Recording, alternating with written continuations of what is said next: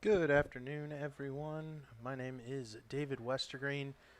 I am going to go ahead and start up the broadcast here tonight. We are without Rishov Khosla this evening. He had a vehicle malfunction, and we'll see if he's able to join us.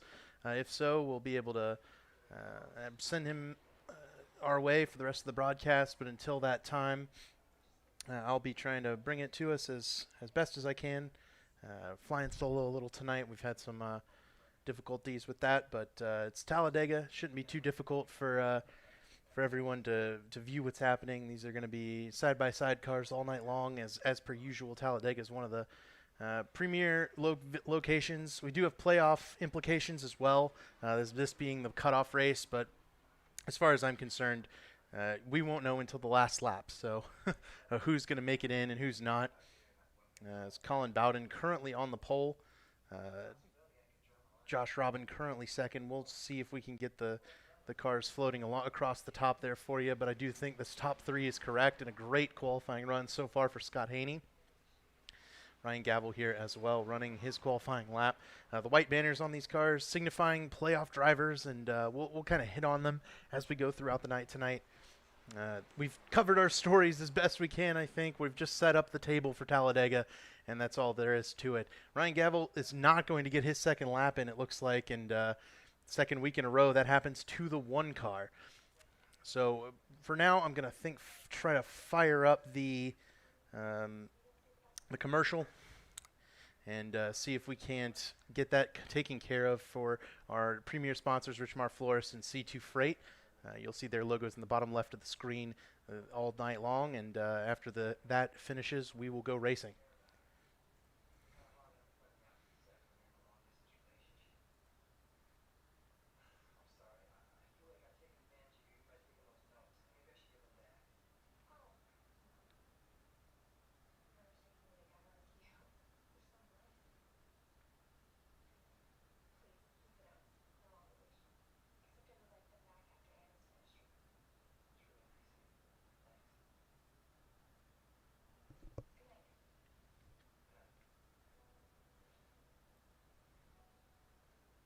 We are back with the Elite Racing Cup Series here at Talledega this evening. We'll go ahead and get the starting grid for you as best I can here. Colin Bowden is on the pole, though he is not gridded into the field yet.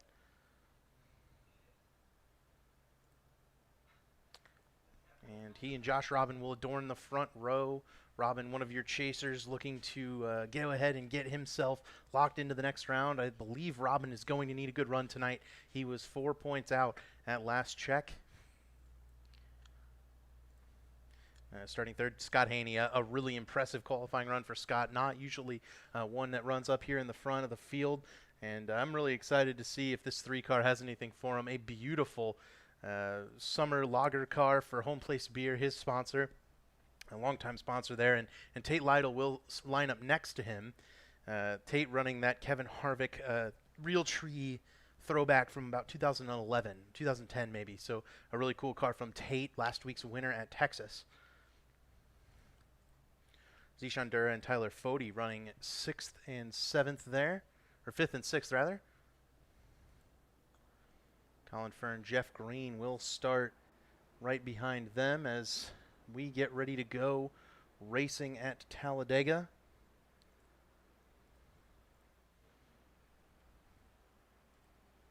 Ethan Burrell, Josh Adams round out the top 10. Ethan not in the playoffs. Josh, one of those guys who needs to have a good run, not to have a too poor of a run, but he does have the biggest points cushion heading in here, that being, I believe, 24 points. Gerald Campbell, Jordan Owens. Jordan is going to be running that Bobby Labonte paint scheme, and you better look out for the 16 car. Gerald also needs a very good run tonight, probably a must-win situation for the 31 car. 2 miserable races in the first round. Josh Personette, Josh Clark. It really is a league of Joshes here. Adams, Clark, and Personette all kind of back-to-back. Clark running the 30 car. They didn't get it switched back in time from that, having Tate Lytle in the 28 last week. Clark needs a must-win. He must win this race because he missed last week's race. Dustin Dewar, Jared Rexing, another playoff driver here. So as we'll scroll through the rest of these cars, Harrison Talent, Vincent Isabella, Weeks, another playoff driver. that you need to keep your eye on moving forward. David Tooker is locked into the next race in the playoffs. Damian Leininger will be coming from the back. And then a lot of drivers who did not qualify even back there. So we will see whether or not these guys have anything for them today. They're going to be running 2 and 3 wide around Talledega Superspeedway all evening long.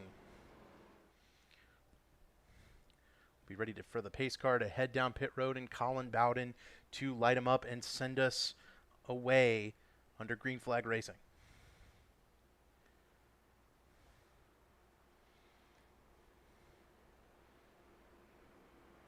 This being the SMRI Productions 250 at Talledega. And Bowden didn't grid. Doesn't look like Bowden managed to make the grid. It's going to be Scott Haney leading him down to the green flag alongside Josh Robbins. So Haney's going to get an opportunity to lead in the Elite Cup Series. Pace car down, and we are ready to go as soon as the green flag hits. And Haney jumps the loud pedal. We are racing at Talledega. Chase racing, playoff knockout racing. Zishan Dura and Scott Haney leading the front row. Those two have not really been up front much, if any, of this season. Colin Fern right there inside the top 5 already due to the inside line making moves up through. Fern already looking very aggressive as Harrison Talon dips below the yellow line. He's heading to the back. Jordan Owens up top. He's heading to the back as well. And I think Josh Robbins going to take the lead. Yes, indeed. The 8 card out front of Scott Haney. Tate Lytle, Tyler Fode follow suit.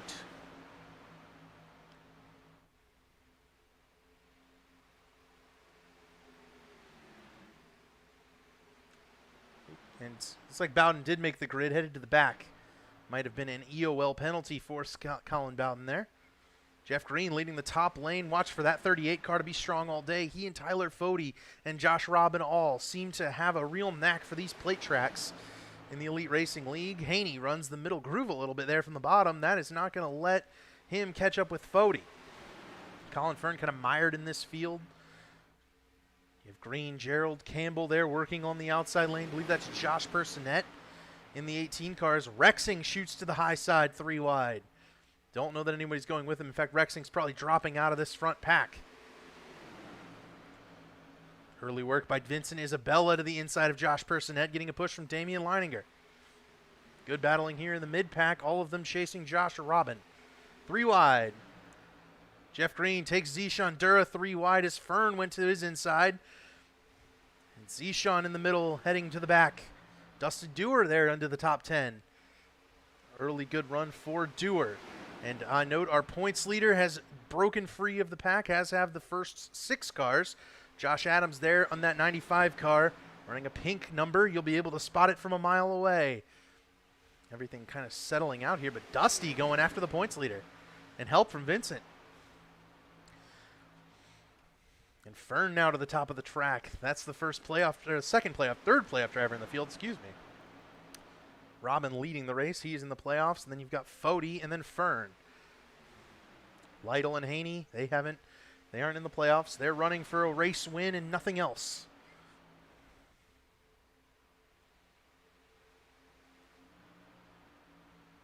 As we watch the field kind of fan out going into turn 1 there. 3 wide. That's Vincent Isabella and Jeff Green. Vincent cuts to the bottom right in front of Michael Goodman. That was nearly an incident right in front of Johnny Thomas, one of our points contenders. And I think Johnny's 1 to the good after finishing second last week in heartbreaking fashion. The 09 car really needs a good run today to move on in the playoffs. Leininger to the bottom.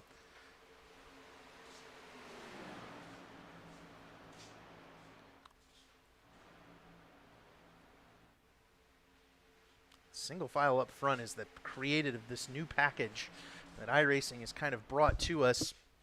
And what happened is the iRacing package really set these cars to not make up ground quite nearly as well. They ride behind each other very nicely in a single file line. So you have to really line up the outside lane, which is what David Tooker and Colin Fern are trying to do here.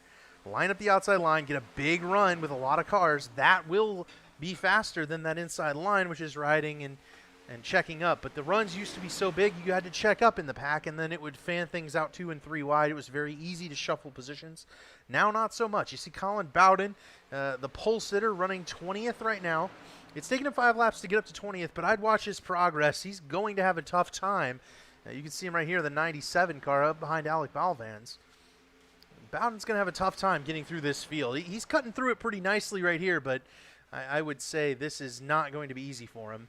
Chuck Sweeting right behind him. You know Chuck didn't qualify, but he's making his way forward nonetheless, as Chuck always does.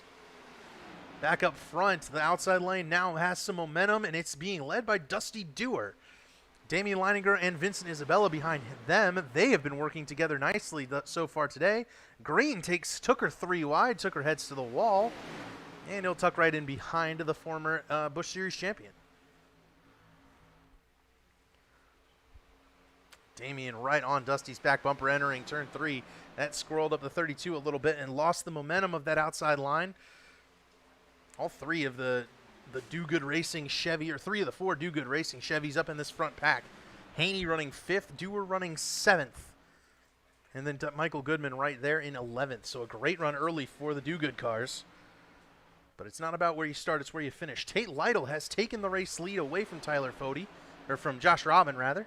Fode looking, I'm sure, for a lap lead here to try to grab one of those precious points. The battle's back here for about 6th, where Leininger, Vincent Isabella, and some others are 3 wide. It's causing Johnny Thomas to get nervous there. Johnny headed to the back. He didn't want any part of what was happening up there, and that is single-filed out the entire front pack. You can see there, there's only one battle there for side-by-side. It's David Tooker in the 19 car trying to get around Michael Goodman. So that little shuffling on the back straightaway really singled up this pack, and this package is kind of coming to light. This is exactly what we thought we were going to see. Single file racing. It's difficult to get these cars wound up together. There's a group of 4 up here trying to make something happen. David Tooker locked into the playoffs. Vincent Isabella missed the playoffs, though he's had quite a good season in that 42 car. I don't think he's any sort of disappointed with the way it's gone. And then Colin Bowden right there. Then it's Josh Adams, maybe the safest playoff driver on points. So 4 guys, not too much to lose. And Vinzabella and Tooker go ahead and drop it in. Adams drops it in as well. They'll leave Colin Bowden up to dry on the outside. Now Tooker jumps around Dusty Dewar with a big run. You have to make these moves quickly and carefully without really upsetting the cars around you. You see Tooker just stalls out. Leininger trying to help out the 19 car.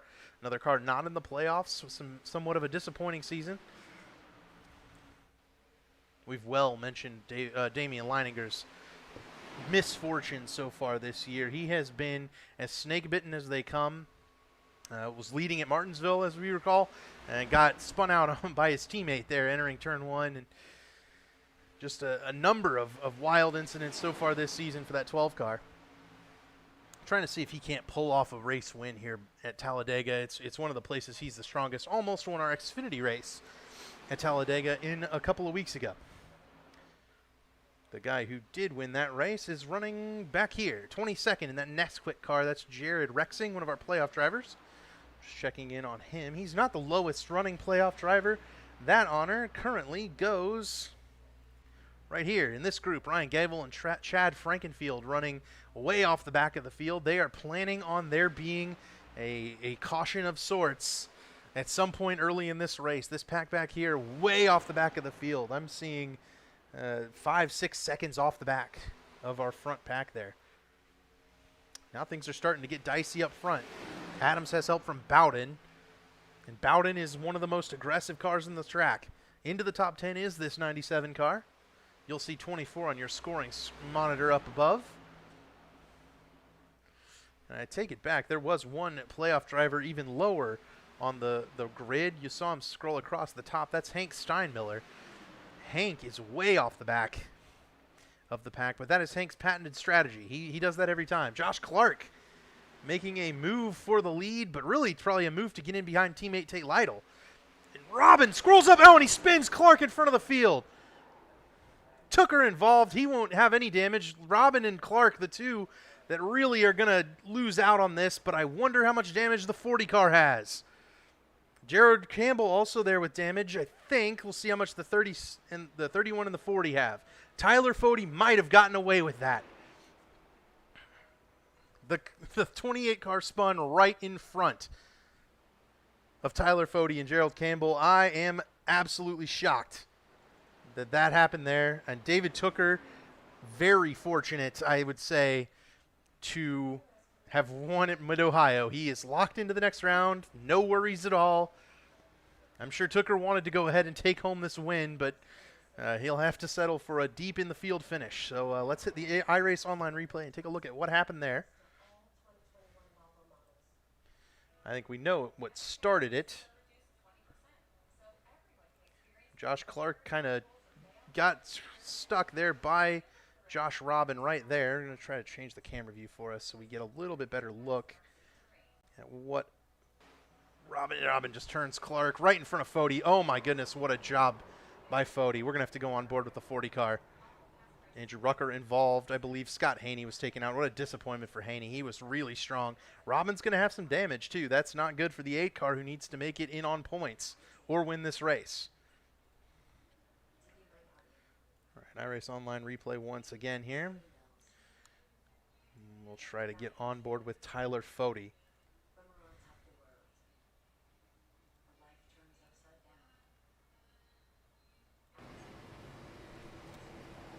You see Clark squirrel up in front. And doesn't get hit by Zishan there. Sliding it sideways. That is an incredible piece of driving by Tyler Fody, who needed it. He needed to stay clean. This 40 car needs to get all the points he can. I think it was just the 8, the 40, the 19, and the 28/30 that were involved in this one among our playoff drivers.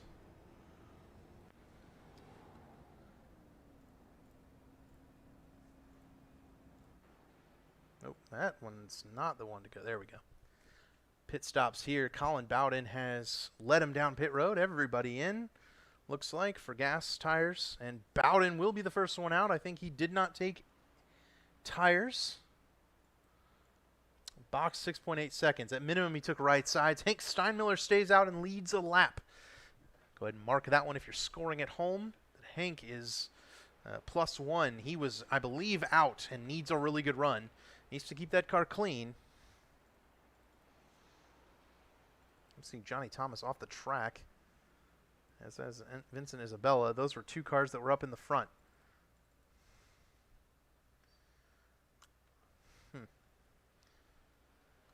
Johnny's 11th, it looks like, but he's not showing on my scoring.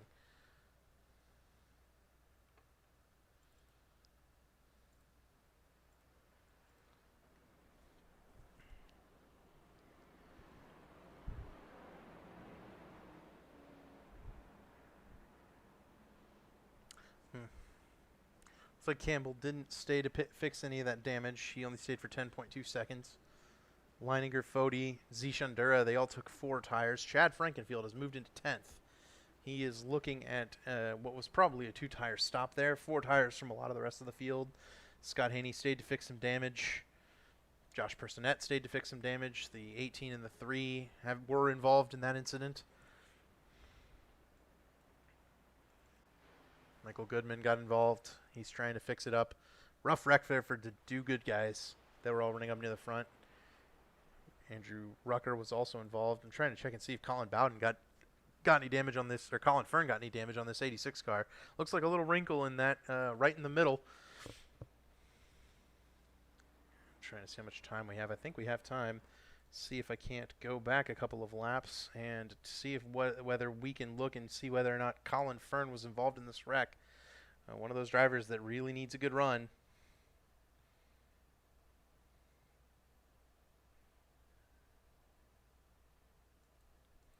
Looks like he wasn't. He was just involved. He just bounced off of Jeff Green when they started checking up here.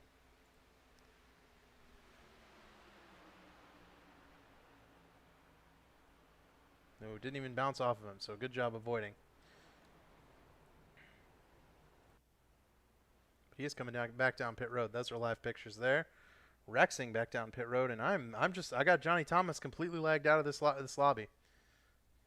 So if Johnny Thomas is out, then the 09 car will not be advancing any further in the championship, which is a major disappointment.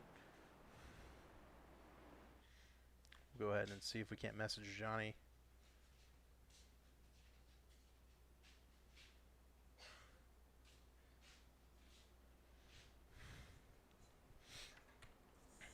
Vincent Isabella also off the track. Joshua Clark out.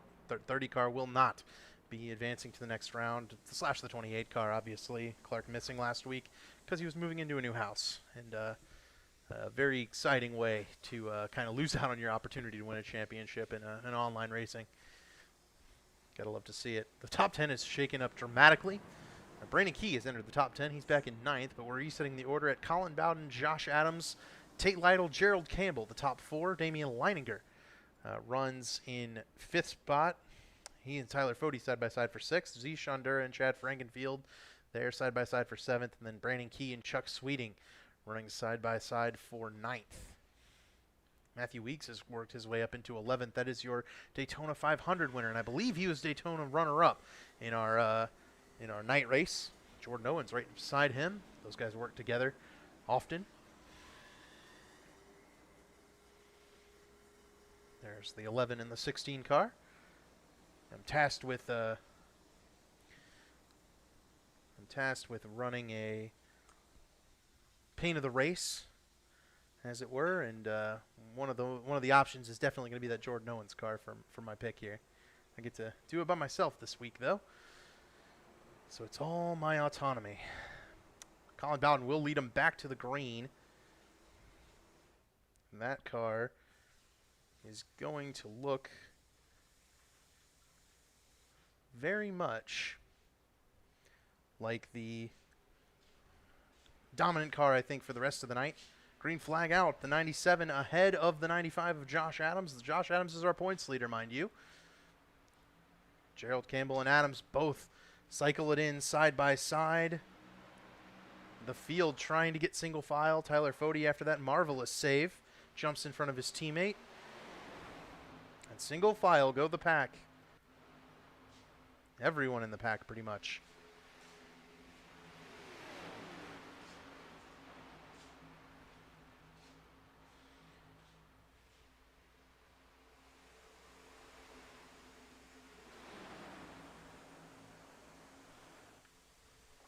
Might get a second broadcaster in here. It's soon. Watching Ryan Gavel try to line them up here. Single file throughout the field. First 15 cars, single file. Matthew Weeks, the only one out of line. He drives alongside the one of Ryan Gavel, but to no avail. No one up there helping the 11 car. Ethan Burrell, Weeks' teammate, goes up with him. Harrison Talon lets Weeks in line now, and Burrell, the only one up here with no friends. Quick check back on the only side-by-side battle in the field. Josh Robin, Hank Steinmiller, 1-2 in this one, and Jared Rexing and Colin Fern. So a big group of chasers back here in 21st, 22nd place. You have Rusty Capel, Dusty Dewar, Tyler Dixon, Kendall Noah Player all in this one. One of my favorites for scheme of the race is this 54 car of Tyler Dixon, modeled after a Jeff Gordon Pepsi throwback, and it's quite nice. Very good looking race car there for Tyler Dixon.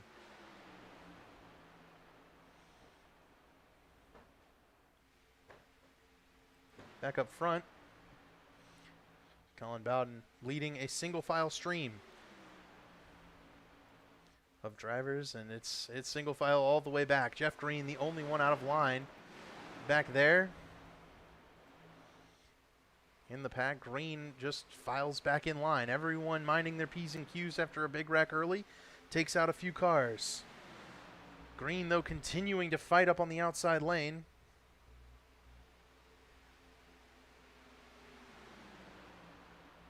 Jeff Green is kind of known for this. at these plate tracks in the Elite Racing League. He likes to battle it out for the lead, and he and Tyler Fody have had a number of exciting battles race long, but it was in that old package where running side by side tended to be the advantage, where you could block up the track with 2 or 3 cars, and then everyone would have to 2 or 3 wide behind you, and then the wrecks would happen behind the leaders. So Green, Tyler Fody, some of those guys were able to just hold it out front like Colin Bowden is able to do, but swap the lead and put on a really good show. And now the single file line of racing, it's very realistic because they do this at these tracks, but man, oh man, I hate it. It's a product of this package, and it's much safer, obviously, to run in the single file racing. And at some point, you do want to think about your safety on the track. I try to run outside the pack when I can. Do my best to keep the car in one piece, keep it in a good, safe position. And if you want to know what a safe position looks like, here's one right here. Corey Abbott is behind a single file line. He's at the back of this pack. He's nicely caught up, but nothing is happening in front of him. He's placed that 7 car in a great spot. And Corey hasn't had much luck this season. He's been involved in some really weird accidents. I'm hoping this 7 car can really put one together and have a really nice run. Here closing up on the season as we're almost done. 4 more races after tonight to decide a champion. And, of the guys who won't be champions, we already know 2 of them. Johnny Thomas, Josh Clark, they are definitely eliminated. I'd messaged Johnny. I don't know what happened. Disappointment for sure. So now I'll bring in Sam Dyer, our Truck Series commentator on Sundays. And Sam, welcome to the broadcast. And you seeing anything out there that's kind of abnormal from Sundays? It's just that they are single file with the different drafting models that the trucks and the cups have. But the trucks, they're still able to slingshot it around. Here with the cups, you kind of have to be patient, and especially with how long this race is, and with that first caution that came out, with how large it was, and the fact that it was up front, I think that's also a sign why we're seeing drivers single filed out. Just like you've been saying, drive in safe. When you're single file, no one's really trying anything too scary. They're just trying to make sure they are still have a car ready for them at the end of the night. Yep, one of our chasers here, Chuck Sweeting, taking it up to the outside lane, trying to make something happen, but just nobody wants to go with him up there. And yeah, I was kind of mentioning it as much as I could during this first part of the broadcast. They changed this Cup Series package not too long ago, and I really just don't like the way it's changed.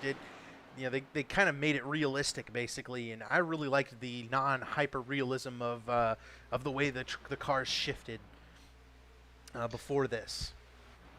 Yeah, it was fun. I mean, the slingshot type of driving where you'd get these massive runs with the draft, it just made it a lot more fun as a driver. You felt like you had a lot more control of where you could place yourself of, hey, 2 laps to go, 1 lap to go. You could really move from about last place up to first. Now it's kind of a slow build on how these races go. Sometimes there's that early aggression like we saw here today, where the drivers are just willing to go side by side racing, and then one mistake makes everyone feel like, oh, we can't get aggressive now, let's wait it out. But with this new package, yes, it's not as fun to drive, and sometimes not as fun as to watch, but it certainly gives strategy another saying, because I think with this new package, teamwork is now a major thing of super speedway racing, especially in these cup cars. You've got to make sure your team is on the same page. If you can get all your teammates lined up, you can really make a charge to the front, or even try to go off sequence pit style, and then you can find yourself gaining some time on the leaders if we start to have green flag pit stops.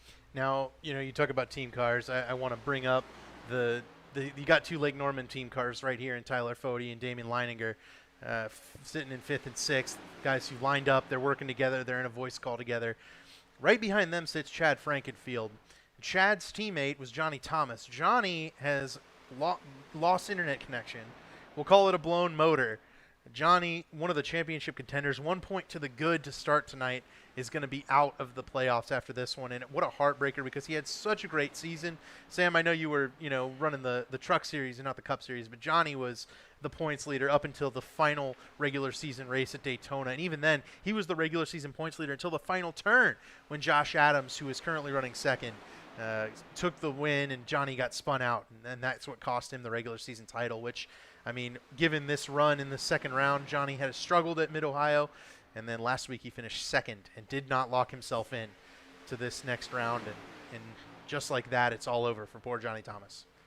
Yeah, I mean, that's one of the toughest pills to swallow, especially with playoffs racing is you've got 3 races to be as consistent as possible. And if you have one slip up, that means you've got a lot of pressure to really hit your mark for the next 2 races or even win. And like you said, Johnny Thomas coming up just short and not be able to win last week. And now with the internet woes that he's having here today, what was looking like a favorite coming into the playoffs is already looking like he's going to be taking out the first round of our playoffs and won't be making it to the round of 9.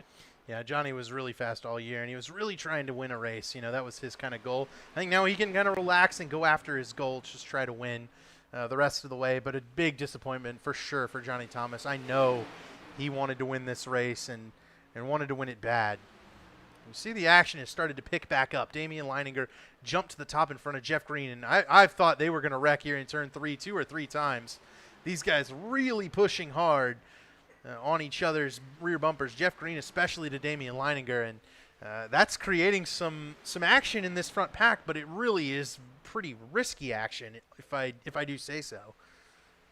Yeah, it is getting risky, and if anyone's going to have that experience, it would be Jeff Green, who has raced in real life and kind of knows how the draft and kind of side drafting can be utilized to its fullest potential. So I'm expecting Jeff Green to be one of those favorites to have a chance to win here today, because side drafting is your biggest weapon you have, especially with this new update. You're able to make moves just like this, 3 wide action in the middle of the pack. And that's going to be putting Leininger even further back, as now he'll fall and try to not lose the draft here. Tough break for Damian. Got taken 3 wide by the former Busch Series champ. And Jeff Green's elite win, I believe he's got 1 right now, and it came at Daytona. Jeff Green very good at running these cars, but he was really good before, as Josh Adams goes for the lead and gets it on Colin Bowden. Bowden may have just kind of moved up the track and let Josh Adams take the lead and try to work his way back up, as Green tries to go around Bowden, puts him 3 wide. Bowden is one of those guys who just comes in and he's fast everywhere he goes. Daytona, where you hold the foot down to the gas pedal, hold the gas pedal to the floor. Colin Bowden's great at that. He's also great when you have to turn, hold the brake and turn left and work through like Texas, Las Vegas, Homestead. He's super, super good at all those mile-and-a-half tracks. Yeah, I think almost every track I've seen this 24 at, he is always someone to watch out for, be a top 5 car. And so I'm not surprised that he'd be up front. I'm kind of surprised that he dropped back as far as he did, deciding to just go all the way back here, kind of with the drivers that are lingering. But you don't want to be side by side like we're seeing for Bowden and Green. They don't want to be like this. If you stay side by side for too long, that side draft actually can slow both of those lanes, and you could lose the draft very easily if you're not paying attention. Yeah, you got to be careful with that. The way this package goes, it's certainly a lot different than what it used to be, where you just ran side by side throughout the pack, and it didn't matter basically what you did, because everyone was going to be side by side through the whole pack. As Ryan Gavel becomes the first of the kind of playoff drivers to jump to the outside. He's got his teammate Damian Leininger behind him. Gavel is another one who was battling Johnny Thomas throughout the regular season for that regular season points championship, but it all came down to that final race, and Josh Adams took over both Gavel and Thomas late in the running. Yeah, I mean, Gavel came in with a small little buffer to work with points-wise, so, him running up front, leading the charge on the outside. It's, the outside lane is the lane that's going to be making you move the most. And not surprised, found a hole, dropped back in there, and try to build up some more momentum coming off the corner for the 1. It just seems like Ryan wants to move forward and just waiting for someone in the top 6 to move up with them, but just no one else feeling the pressure that they need to make a move just yet. Especially with that timing of the caution, it's now allowed drivers to change up their strategy when they need to come in. Gavel getting a little squirrely, though, after a little bit of contact there from the 12. I went to the front to try to look at who was up in front of Ryan Gavel, who could have moved up and given him a run. It's a bunch of playoff guys up there. Josh Adams, the leader. Gerald Campbell, 3rd. Tyler Fode, 4th. Chad Frankenfield, 5th. all guys who need a top 5 run. They'd be content to run second, third, fourth, because that would mean they were locked into the next round of the playoffs. It's these guys who must win the race, who are going to be, pushing extra hard to get that win. They're going to get there. They go. Damian and Jordan get into the wall, and it's just Jordan Owens, I think, and maybe Damian Leininger as well, who are going to be out of this one with trouble. Yeah, that is a hard lick for those drivers up front, but Jordan Owens got the worst of it for the 16. He'll be dropping back. Leininger is going to be dropping back as well. Now going to be on the apron, and with no yellow flag coming with that incident, it now breaks up that top lane and giving the second pack a chance. If they continue to stay in line, they might be able to make a run, especially with that back of the pack having such a scramble like they did. Yep, and let's try to get him here. Owens and Leininger there, and it looks like Bowden and maybe Leininger both getting a little squirrely. Ethan Burrell definitely getting some damage in the 37 car. Tough break for these guys, and they've got nothing else to do but to just try to put it around and hope for a caution soon. Josh Adams remains the leader, and it's now just a 7-car pack. There they are. Those are the leaders, the lead group. Ryan Gavel leads the next pack. He's got Colin Bowden pushing him. They may be able to run him down. This is a pack of pretty fast cars. Chuck Sweeting, one of the playoff drivers. Matthew Weeks, another playoff driver. 3 playoff drivers. Colin Bowden, Jeff Green. A lot of speed in this group. Yeah, I think from this group, you got to be looking at Ryan Gavel and Bowden. Bowden is right on the bumper, just shoving the one, basically trying to will their way to catch up to this 7-car pack. Is leading the group, but they're over 3 seconds back, and they're going to continue to lose time.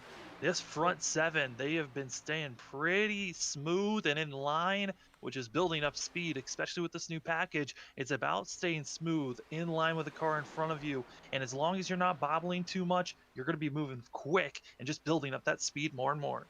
Yep, third pack here. Josh Robin leading it. He's 13th. He's got Jared Rexing right on his back bumper. A couple more playoff drivers keeping their noses clean, doing an excellent job so far in this one. This pack contains all the way back to Hank Steinmiller. There, he's another one of our playoff drivers in 22nd.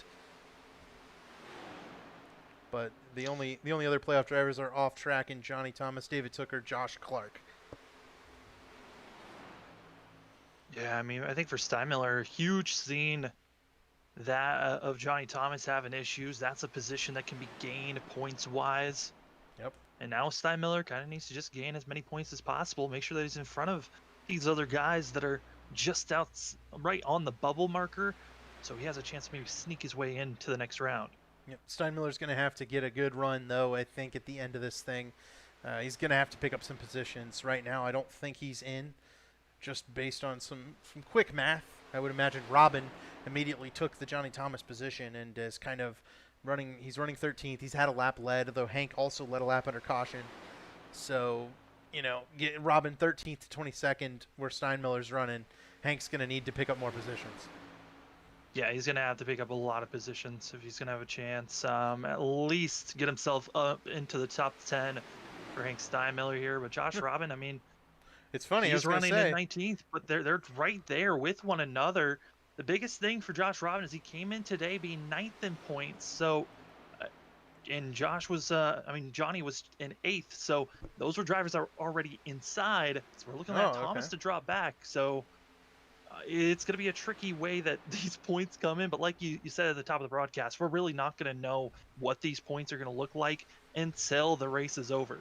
Right. And one guy who is not worried about points in the slightest is this car right here. Gerald Campbell was involved a little bit in that big wreck, got a little bit of rear damage. Doesn't seem to be slowing down the diecast dude number 31 at all. Campbell is running third. He must win this race. There is no question about it. His points gap is like 37. I think there's only 36 cars in this race. So, even though one of his primary people that he needs to take out is out of the race, Gerald's not going to be able to point his way in. He must win this race.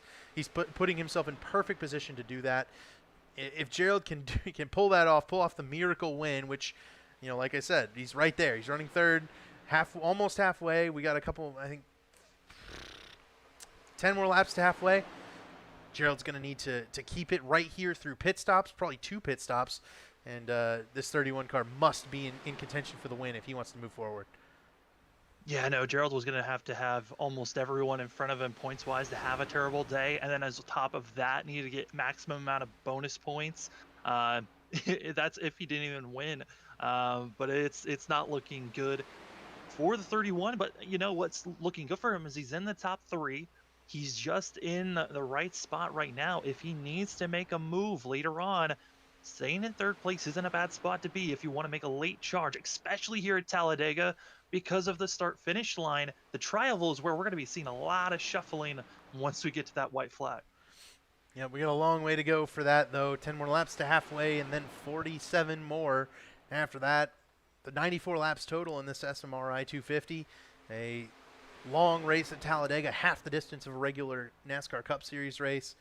And these guys are going to be sore, tired, mentally drained after this one. But the thing about this new Talledega package is it tends to be a little bit easier. I mean, I wonder if these guys aren't even a little bit bored running in this kind of single-file train. Yeah, when you're driving single file, I know for sure for me, I start to get a little unfocused at times if you're running like this for so long. But I do want to give note, Johnny Thomas seems to be reconnecting to the server, so we'll wait and see if the 09 can get back into the session fully, but he's trying to get back in with just as many laps are left in this race. If more big ones happen, those are positions that we could be seeing the 09 pick up. It's tough for Johnny Thomas, though. I mean, I don't think the way this race is strung out, that would be very, very shocking to me if he were able to pick up any spots at all. But every spot and every opportunity to pick up those spots counts for poor Johnny Thomas. Just a unfortunately miserable evening and way to finish off this regular season. We'll cover him when he actually gets back out on track and I'm able to kind of look at his car. Looking at some of the drivers and where they are right now, you know, with David Tooker having his issues, the good news as for well Tooker, as Johnny Thomas. The good news for Tooker is he won Mid-Ohio. He is locked into the next round. That's the biggest thing. If he did not win, I mean, he would be the driver being knocked out by Hank Steinmiller with the way that Steinmiller's running. I mean, that win so massive for that driver, and you cannot. I mean, winning early, I think that's always the mindset for some of these drivers that feel like, hey, I can win at every single track, is win before you get to the super speedway, because you never know when either internet issues are going to happen or get caught up in the big one.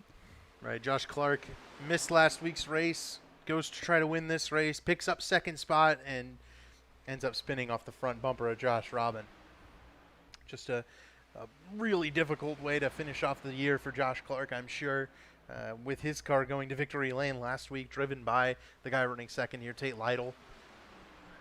Pretty crazy little turn of events there, and Johnny Thomas finishing 2nd last week. I mean, had Johnny been able to hold off Tate in the closing laps at Texas, might have been a completely different story here this evening, where Johnny was able to lock himself in, and then those internet issues don't matter, but as it is, they do matter. And Johnny's going to be on the outside looking in next week. I believe our first race in the playoff round 2 is at Homestead. It's gonna be at, I believe, at Homestead, yeah. Yep. And then I mean Atlanta. It's gonna be actually at New Hampshire. New Hampshire, then Homestead, then Atlanta. Yeah. Right? That's what it is. Yep. So New Hampshire next week, and that could be a chaotic race. At Milwaukee earlier this year, I think 20 cautions and 150 laps or so. I mean, these guys went crazy trying to make passes on each other at Milwaukee. New Hampshire, very similar track, though New Hampshire may be a little easier to stay off of one another. Yeah, I mean, in some ways it's easier. In other ways, it can be just as hard. I mean, I've seen New Hampshire races go where it's green all the way through, and I've seen New Hampshire races be just as bad as, you know, Martinsville races where there's almost a caution every 2 to 3 laps. It kind of matters on how the drivers' mindsets are going in that race. It's a playoff race, so there's a lot of pressure on running well and being up front and getting that early win to make sure you're locked into the Final Four. I mean, that is going to be a lot of pressure, especially at the next round that these drivers get setting up for. Here he is, poor Johnny Thomas. Just an unfortunate end of the night for this 09 car, end of the season where the white banner won't be on it anymore. A great year for Johnny Thomas. Manscaped car was really fast all year. Had several runner-up finishes. Just won't end up being able to put it all together to win a championship, and that is really heartbreaking. Another guy I noticed that he's going to end up actually probably working with is Colin Fern. Fern is 24th and is 23 seconds off of the leaders, 12 seconds off of the next pack in front of him, almost running by himself. He just has Rusty Capel here with him, and Johnny may likely be able to join up with Fern, but Colin Fern, he's not safe. This may be a bad enough run that he could go a lap down, and that would be very, very dangerous for one of the cars that could have been one of our favorites to the next round. Yeah, especially coming over the radio, Colin Fern, he really was hoping that last incident that we saw with Jordan Owens and that of Damian Langer, that there was going to be a caution coming out with that to give the 86 another chance to stay with the pack. But because it never came out, he's just been losing time over and over again. And with the 9 really not staying with the 86, they're losing time because the draft means for the draft to be the most utilized, you got to be right on top of the car that you're in front of you. Another car out here running by himself. Ethan Burrell lost the pack in front of him. I think maybe he got shuffled out a little bit. There's a little nose damage on this 37 car as well from that Jordan Owens wreck. And Burrell by himself, he had to step out of the chase, which is what ended up putting David Tooker into the chase at all. Was Ethan Burrell, and disappointing definitely end to this race for Ethan. He may yet be able to get back into it, but a run like this is just going to put a damper on any damaged race cars, and I think that's maybe the issue for Colin Fern and Ethan both.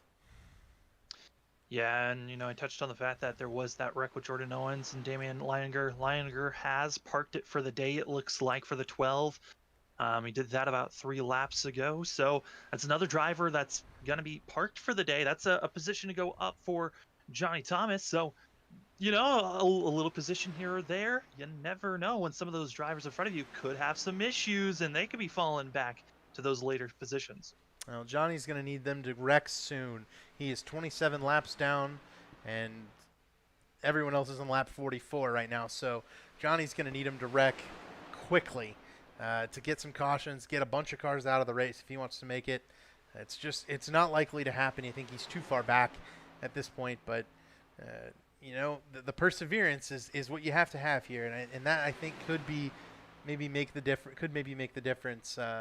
In the later part of the season when he's going for 5th spot in points, Johnny could still end up getting it because of perseverance like that. Well, we've been green for quite a long time here, David. Do you have a marker of how long this green flag pit stops and what the window's looking like for these drivers? 35 to 38 usually is what it is. 35-ish laps in there, and we went caution at lap 14, I believe, or lap 11 we had caution, so these guys working on lap 30 right now in this green flag run. 34 actually, my bad, because of the caution laps. But I envision they'll be down pit road within the next 5 laps to try to get to where I'm sure they all want to get to where they can make it on one more stop, or with no more stops rather. But I think that's going to be maybe a little bit out of their window right here.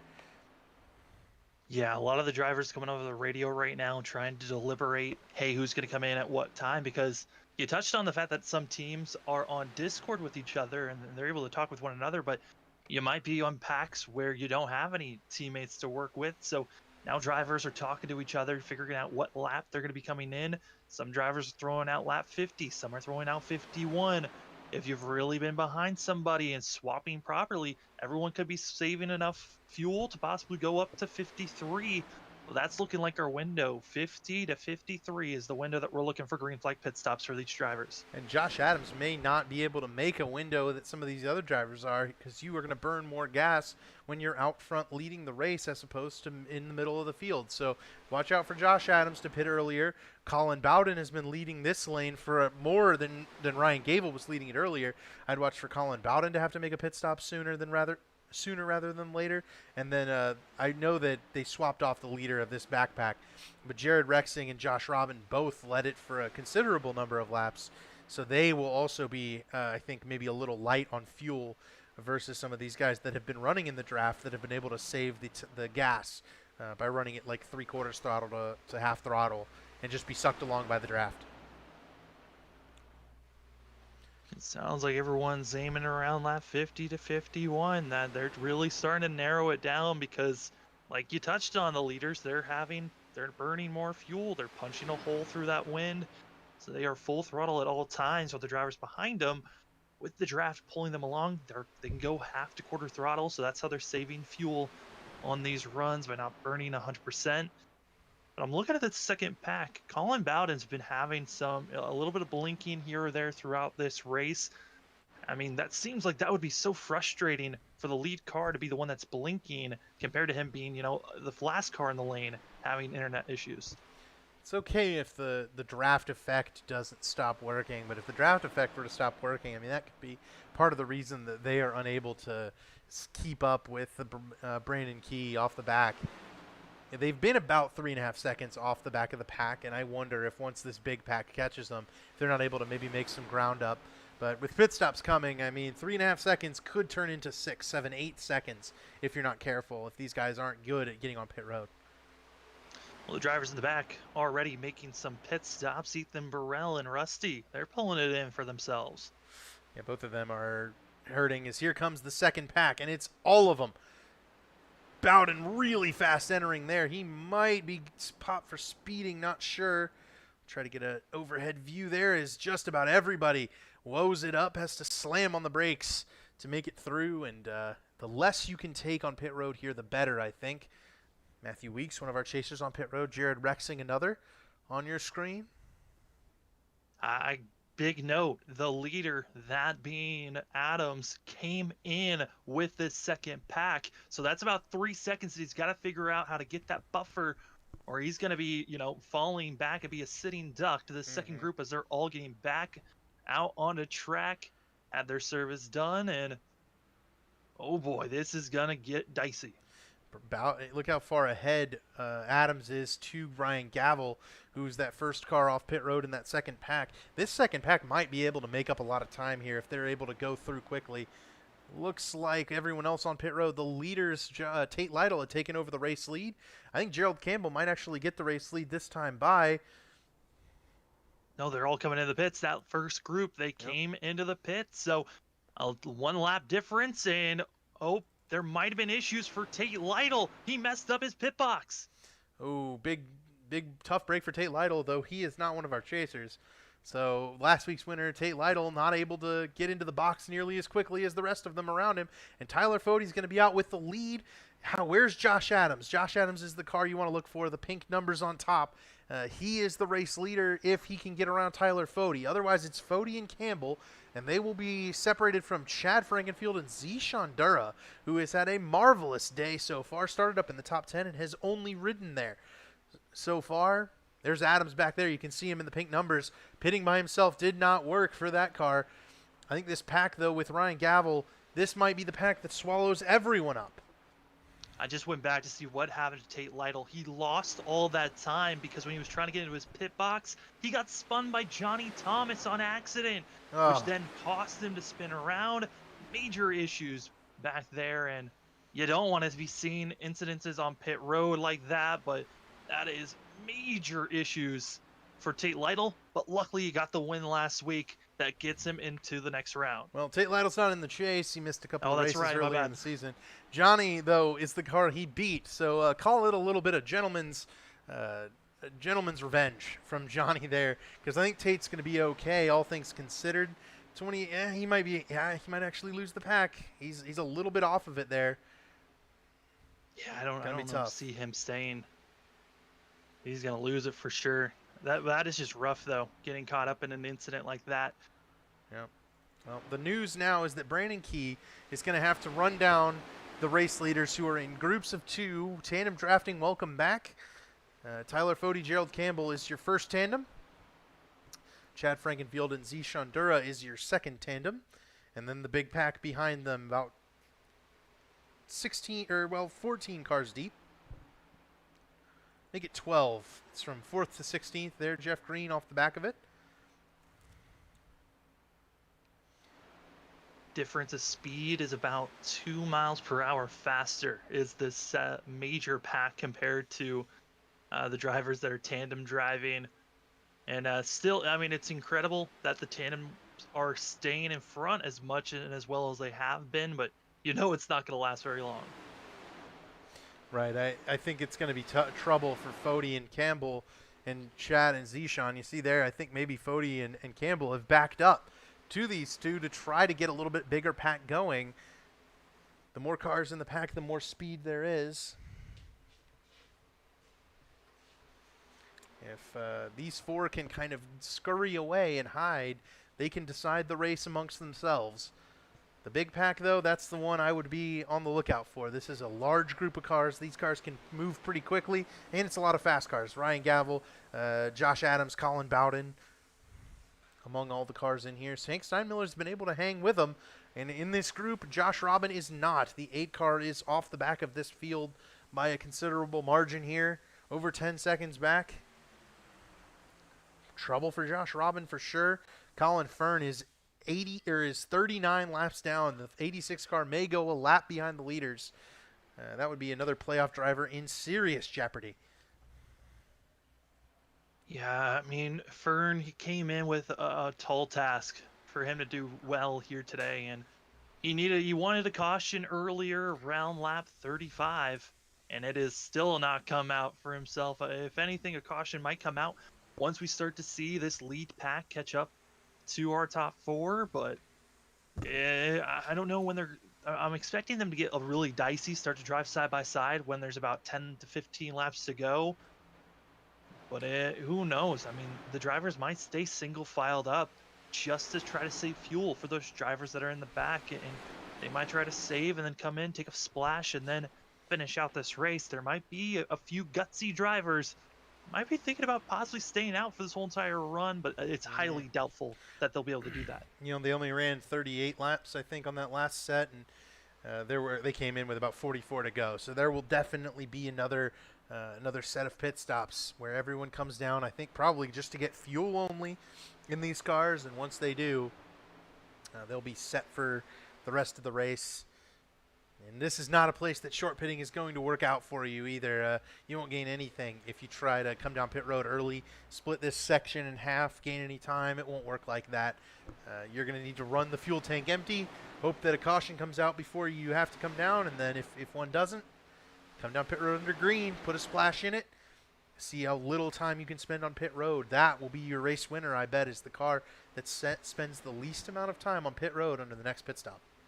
Well, here's the thing. If you short pit, there's a chance you might be able to gain some time because our front 4 have not been caught up. If anything, we're starting to see a little bit of a stall out. It seems like this larger pack, they aren't staying much in line through the corners, and so with a little bit of movement that we've been seeing, it's slowing them down, and it's allowing our top 4 to continue to pull away. Well, you can see it as well. We've got a huge pack of lapped cars battling in front of the race leaders, and this is definitely helping them for now. But once Tyler Fody gets to the back bumper of these cars, Scott Haney, Corey Abbott, among others, as he goes flashing around Haney. Haney had a great qualifying effort, just unable to get out of the way in that big wreck, and that 3 car from the top 10 to a lap down now.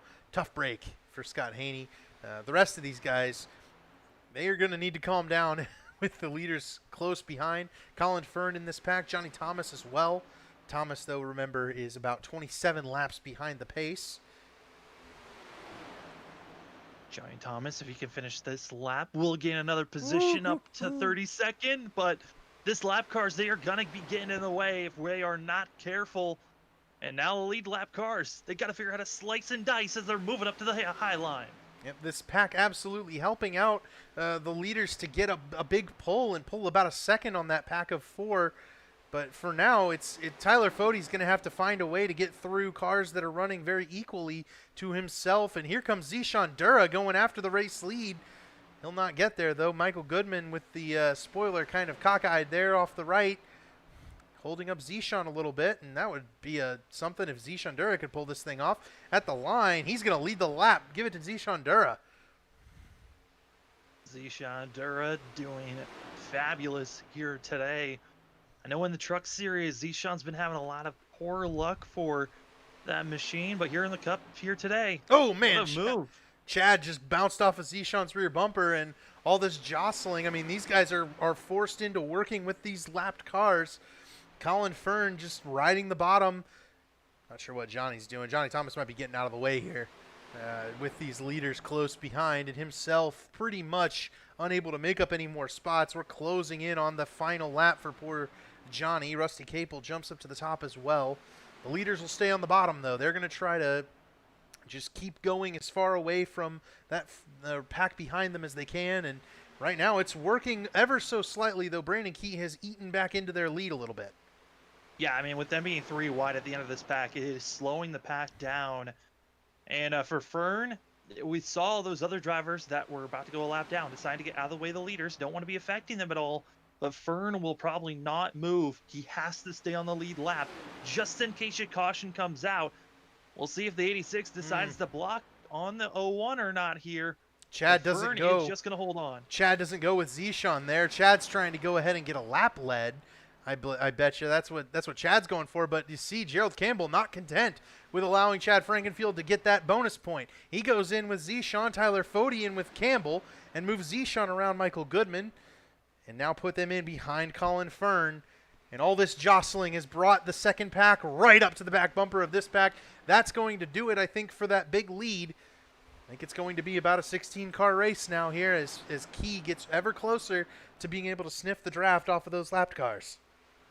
That just shows you what side drafting can do if you've got cars that are in line like the second pack, just moving along as fast as possible. They can catch up to those that are jostling. Like you said, they were catching up. They are now in the draft. It is now a massive lead pack with lap cars mixed between up front. How they work through these lapped cars is going to determine who gets out with the best chance. As you see, Key gets immediately passed by Bowden and Gavel. Gavel and Bowden, the ones who are moving forward quickly. They're still pretty far behind Tyler Fody, but they are coming. These guys have a big run. Brandon Key tried to be a little bit dangerous there, trying to force it 3 wide, and Goodman, but due to the fact that he stayed in the middle, kind of became a blocker of some sorts. And now we're starting to see those drivers starting to back off from one another. But it's going to be Ryan Gavel leading that charge on the high line, wanting to move up as fast as possible. And I would not be surprised if they can somehow get enough momentum. They're on the high side. If they can get one more, they can really start cruising along. You saw how squirrely Ryan Gavel just got under with Colin Bowden buried in his rear bumper. Gavel trying to get out of the way of Colin Bowden. Chuck Sweeting, another playoff driver here, and Bowden slams it in front of Josh Adams. Josh giving Colin Bowden a little bit of a break there. Could have easily spun that 24 car to the inside without getting a caution. Yeah, Adams got to think big picture there. I mean, he doesn't like that move, cutting right in front of him. Dangerous move there by Bowden. Just had enough room to come down, but you know that Adams would love not to give room there and try to hold that position. But here they come, making another momentum push. They think they've got enough speed, but just not enough cars moving with them on the high side. Zishan Dura out in front and in control of this race. Now Tyler Fody looking at the outside. He's going to head back in line. 3 cars separate Ryan Gavel and Tyler Fody. And Colin Fern is on the tail end of the lead lap out in front of this pack in 23rd. So you have Fern, then you have Zishan Dura, the race leader. Then you have Gerald Campbell, Chad Frankenfield, and Tyler Fody. Then 3 lapped cars, then Ryan Gavel, Chuck Sweeting, Colin Bowden, and everybody else who's been catching them the whole time. Yeah, those 3 lap cars, that's going to be Personette, Rusty, as well as Corey Abbott. Those 3 lap machines just willing to cruise along and wait their turn until they need to make a charge forward. But Bowden's just being so aggressive back here in 8th place. It seems to just be backfiring as he's losing positions when he's trying to move up forward, because no one else is in the mindset of it's time to go, because there's still plenty of time and also another pit stop to go. I'll tell you this, I think the guys in the field, you got playoff drivers in the field who they are either both taking it easy or being aggressive to take points, right? Ryan Gavel, Chuck Sweeting, Matthew Weeks, Josh Adams, they're all right here. They are willing to hang a guy like Colin Bowden out every time to pick up that extra point, because they know Bowden is going for a race win. They don't need that around them at any point. They'll hang that out as soon as they can, But they'll work with each other because they know that if these three guys are able to finish, 4th, 5th, 6th, 1st, 2nd, 3rd, whatever it may be, they'll be locked into the next round. Earlier on, I think it was around lap, I would say 30, we were talking about the fact of drivers that were falling back, needed a little bit of a break after that Jordan Owens issue that he was having in collisions with other machines. Hank Steinmiller was back in 21st position. That 63 is up to 13th.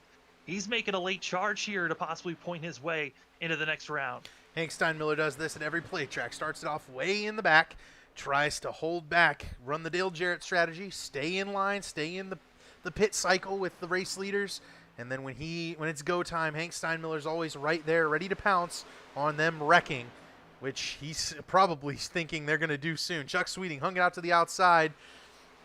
Josh Adams underneath him. A couple of guys who do not need anything to go wrong for the rest of this race are Chuck Sweeting and Josh Adams. They want to finish this thing up and get into the next round of the playoffs.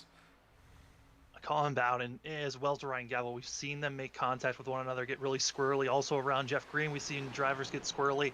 This back half of the back, they are getting side by side. They're getting dicey, and I'm feeling the big one. It's going to be coming here in the next 5 laps. If they keep racing like they are.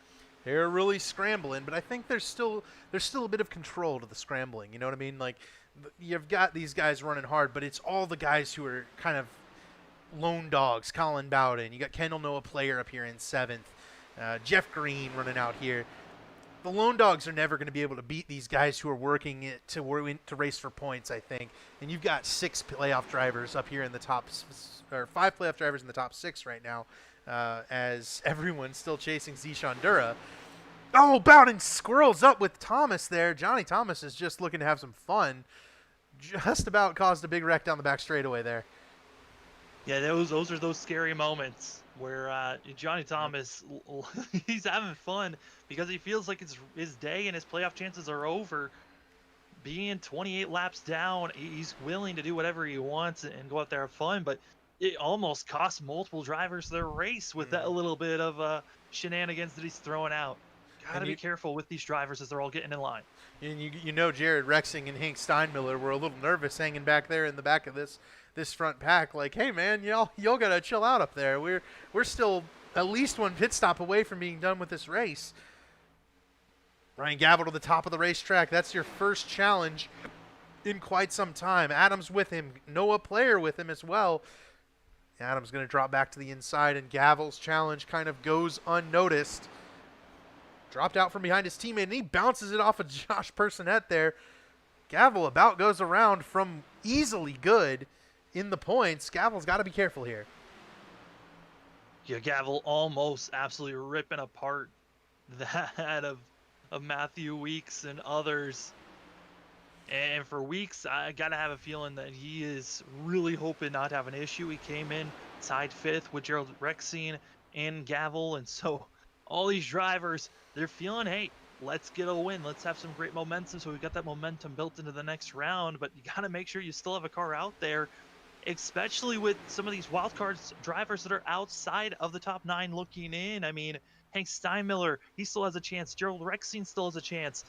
I mean, Colin Fern, he needs a caution if he wants another shot at this, but he's up front and could be a driver that could certainly cause some mayhem up front if he makes a little bit of a squirrely mess. The playoff thing, whatever your bubble kind of envisioning the bubble, you move it down 1 if Gerald Campbell wins this race. Gerald is a must-win driver, dead last in the points other than maybe Josh Clark, who missed a race, over these first 2 races in the round. Gerald, running second, has positioned himself absolutely perfectly to win this race and make it up. He's got to get through this final pit stop, though, with the track position and a chance to challenge for the win. But running second, that's the perfect place to do it. Josh Adams, the points leader, though, he's had enough of running single file. He jumps it up to the top lane. And once again, these first 4 just seem to be very difficult to get around. Tyler Fode and Chad Frankenfield are pretty quick race cars, and they seem to just be a wall. Once the cars get up to 4th, 5th, they can't really go anywhere from side by side. Yeah, Fode is that bubble driver. Just he's not even doing anything special. He's just staying in line with Frankenfield, but no one can really get ahead of him. as now the dicing for 5th place. It's now Ryan Gavel leading that charge. And in front of him, that's Joshua Personette, who has just been staying low, letting all the other drivers go high, trying to make the passes as he continues to just use the draft to pull him along. That toe just helping him so much. And now we're starting to see a defined second group being led by Jeff Green back in 10th place. Yep, they really split apart there. Josh Adams at the back end of this first pack, Matthew Weeks in the second pack, as well as Rexing and Hank Steinmiller. So playoff drivers aplenty in both of these packs. Well covered a bunch of the ones up in the front. How about Chuck Sweeting running up here in 7th spot, hanging out behind Colin Bowden. Bowden going up to the top once again, and Chuck staying in line with Ryan Gavel. Maybe he will follow Colin Bowden for once. Yeah, I mean, for a lot of these drivers, if they were thinking about splitting this race, I mean, the last stint of this in half, the window is open. They know that they're good to make it if they decide to pit, but I think if the only reason you would come in now is if you had about 4 teammates or 4 people you trust come in and pit and hope that you can build up enough of a lead to possibly gain up to the leaders once the pit cycle goes through. Right, and there goes Josh Personette, who is in the lucky dog position. The group of lead lap cars finally dispatches of him and makes it an 8 consecutive lead lap car race for the finish on this one. All still behind Colin Fern. Zishan Dura has just tucked it up under the 86 car and has led a ton of laps tonight. A brilliant run for Zishan, who is not a playoff driver. He's not had the best of seasons, but this is some really remarkable success for Zishan. He's had a great run today. Been in the top 10 all day long and absolutely a threat for this win. Yeah, I mean, what a confidence booster this would be for Zishan. I mean, I know he's had some poor luck in almost all the series that he's been in, but I know for a fact that he wants to get a win so badly for the 0-1. And to get it here at Talledega, where we've been seeing a lot of slicing and dicing, it's going to be a tall toll. I mean, he's got some very hungry drivers behind him that need a win, like Gerald Campbell. I think Campbell's going to be willing to move the 0-1 out of the way if it means that he can get into the next round. Gerald Campbell's trying to play it safe, play it cautious till the very end here. And Gerald wants to get through that next pit stop. The question now is, is that too long? Does Gerald waiting too long? Can the leader be that unpassable? Zishan's been out front for now like 15 laps or so. Is Gerald making a mistake waiting too long? We got 20 laps to go. We will have another pit stop. Let's not remind that 24, 25 laps on the tires and on the fuel cells here. So last time it was about 38 to 40. About 15 more laps. We have 20 laps to go in this race. Is Gerald making a mistake by not pitting from the lead? That Zishan is following in Colin Fern's tracks because, that's the gas mileage way to do it. Yeah, I mean, all these drivers, especially now that Zishan's has been staying behind Fern for this whole entire time, all these drivers can go a little bit further because they've all been saving. So that window we were looking at where it's going to be about, 6, 7 laps to go, they could push it out maybe a lap further than that, which means you could put a little bit less gas into your car. But I'm looking at this field, and really it's going to be pit stops. That's going to make or break your race. And if you're in this lead pack, you have the best real pit stop possible, and our front 4 did exactly what they did last time. It's going to be between our top 4 on who wins this race because caution. That'll change things. Andrew Rucker involved in this thing. Andrew Rucker spun on the back straightaway. We do have a caution, and Sam, I know you've heard it. I know you've said it. This changes everything.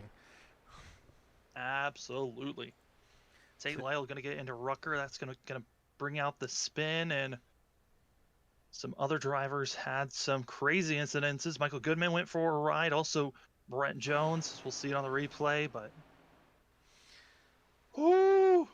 well, pit stop's still important. If you can gain some positions under pit road, that's going to be setting you up for a good shot here, but there will be no real worry about green flag pit stops from here on out. Did either of these two hit the inside wall? I don't think they did. I think this is an absolutely stellar save by Brent Jones and Michael Goodman. I know Brent got into the outside wall after being slightly tapped there, but besides that, they did a great job staying off the inside wall, where I thought Goodman, with how fast he was going towards the inside wall, I thought for sure he was going to hit it. But luckily the apron plenty of asphalt to Look at save those two. yourself. What a great piece of driving by both Michael and Brent. A couple of really good guys there running this league, and Brent with his Maconi setup shop number 86. Awesome. That's an awesome save by those guys. Well deserved to keep the noses on those cars, and hey, they'll come in, they'll stake the wave around and hope for a quick caution. Well, Here everyone's they been come. playing nice, and with this pit stop, don't slide through it. You got to be smooth entry, smooth out.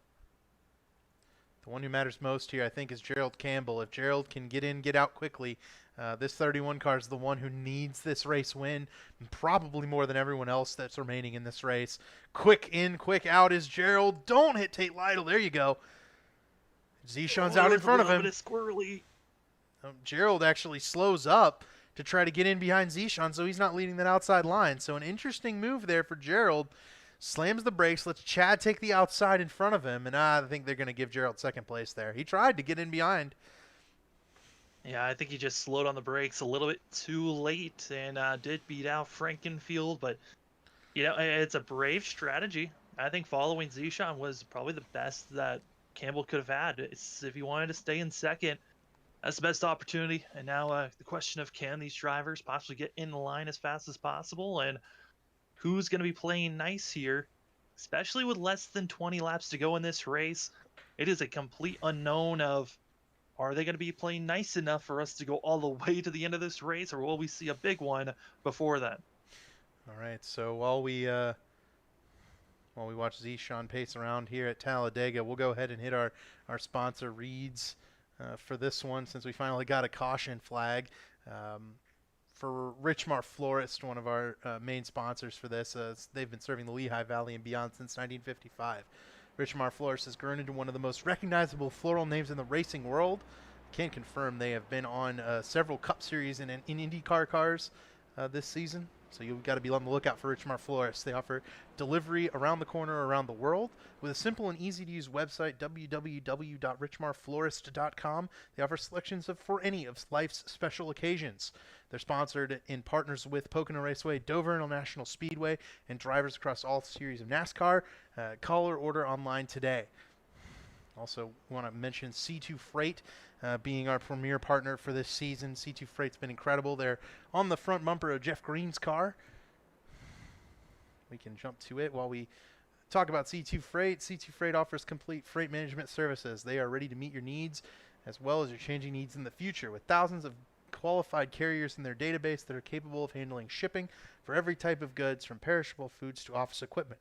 Wherever you need to ship, they have the access to the necessary equipment, including flatbeds, double drops, vans, tankers, refrigerated equipment, multi-axle heavy haulers, dump trucks, auto carriers, intermodal containers, and more. They also offer electronic data interchange services, which allow shippers to keep close electronic tabs on their shipments throughout the freight movement process.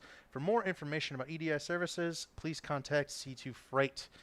Also want to mention SMRI. This is the SMRI 200, or I think 250 for the JoinAPS Cup Series, and SMRI is an independent record label and media company that exists at the intersection of creation, media, and technology. They focus on delivering comprehensive digital content with organic media for all your digital needs. They also provide multiple avenues of content consumption, making sure that you're always in control. As a content provider, SMRI offers a unique, ever-growing catalog to fit your needs for any bespoke media desire. And that'll set us up for the restart here after the commercials on the pace lap, and we've got about 15 laps to go. Everyone's going to be chasing Zishan Dura. But I imagine that this field's about to get very racy. A lot of guys just got a second wind, including Colin Fern, who was able to stay in the lead lap out of all that. Yeah, Fern's going to be all the way back in 22nd position. He's got a lot of drivers to try to get by if he wants to be up front and a chance to steal some positions. But update for Johnny Thomas. After connecting back in, dicing it with Lytle and others, Johnny Thomas has decided to park it. He has no more laps to really gain positions. So this is the night and probably the playoffs for the 09. Yep, he's pretty much done.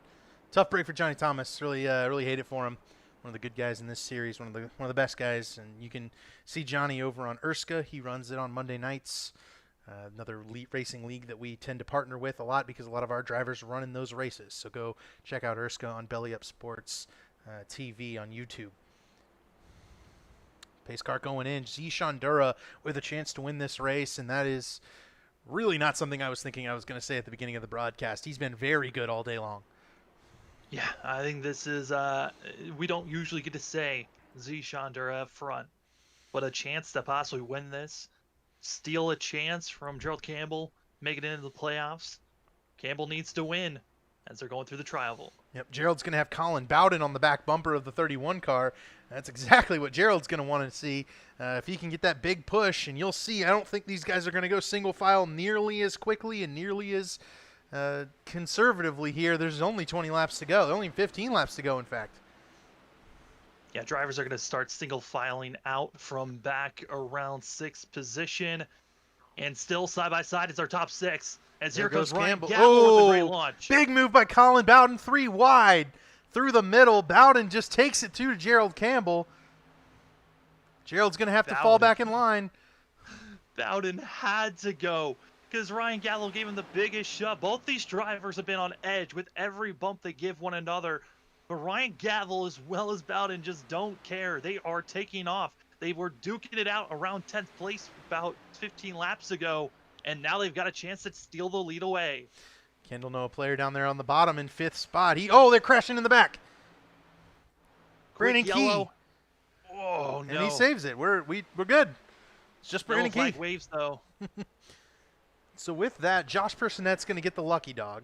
Brent Jones and Tyler Dixon and Corey Abbott, Rusty Capel, all a bunch of guys who stayed on the wave around. All those guys get their lap back. They're going to get to come get tires. And we are going to go see what happened to Brandon Key. Looks like he was the only car involved in this incident. Yeah, but it looks like he might have gotten some help from Tate Lytle, it looks like. Man, Tate is on a tear today. As it looks like Tate also got some help by that of Josh Robin. Robin bounced off of Tate. Looks like Robin's going to get through it scot-free. And, man, Key does save this thing right in front of Matthew Weeks. Everyone makes it through okay. Colin Fern makes it through okay. So Brandon Key with a great save. We'll go on board with Brandon Key here and take one more look at the replay. As we're looking at the replay, I'm kind of nervous for Josh Robin. He got a good lick on his right side, being the catalyst of that accident. EOL is going to be given out to Josh Robin for that one, but he does have some slight right side damage that he's going to have to figure out if he wants to come into the pits, get repaired, or just try to stick with it. Great piece of driving by Brandon Key. I just praising it because it's great. That's a great piece of driving. Kept that thing clean and free throughout the wreck, and we'll take a look at Robin here. Doesn't look too bad. I don't see any wrinkles. The Tate Lytle car might be more wrinkled than Robin's is. Not even any wrinkles on the fenders. And Robin, remember, was involved in that lap 11 crash when he is the one who got into Josh Clark. He did get some damage in that one. That's since been repaired. This car doesn't look too bad. I think he'd be able to stay out. Yeah, he should be able to be all right. I think for Josh, it's finishing in the top 15. Yep. His ultimate goal for that team.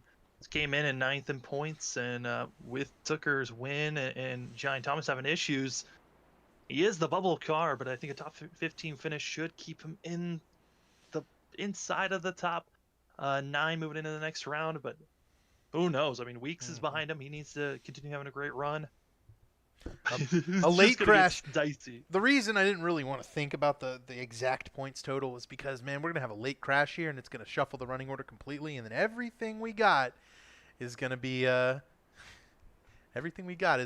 completely turned upside down on its head. We got playoff drivers in 3rd with Ryan Gavel. 4th is Chad Frankenfield there. We've got Tyler Fody sitting here in 6th spot. Josh Adams right behind him in 7th. Hank Steinmiller in 8th. Gerald Campbell in 9th. Jared Rexing in 11th. Chuck Sweeting in 12th. Josh Robin in 13th. Matthew Weeks in 16th. Colin Fern in 19th. And then the aforementioned woes of Johnny Thomas, David Tooker, and Josh Clark. We've covered all the playoff drivers. I didn't want to unfairly single one out as to jinx them. with only a couple of laps left at Talledega, a potential big one on our hands. Anything is possible. And if I were to go singling any of them out, we'd probably see that one alone get wadded up. Oh, David's afraid of commentating cursing somebody. Oh, you don't even know, Sam. You don't even know, man. We'd have to get Rish in here to detail all of our commentator curses. I mean, we put a hex on somebody every week. In a while. Every Often week. I've seen it. Colin Bowden, your race leader, out in front of Zishan Dura, who has really been the story today, other than the playoffs. I mean, the 01 car has been easily the second or third strongest car today, and been very, very good. And up front, up in the top 5, 6, and leading.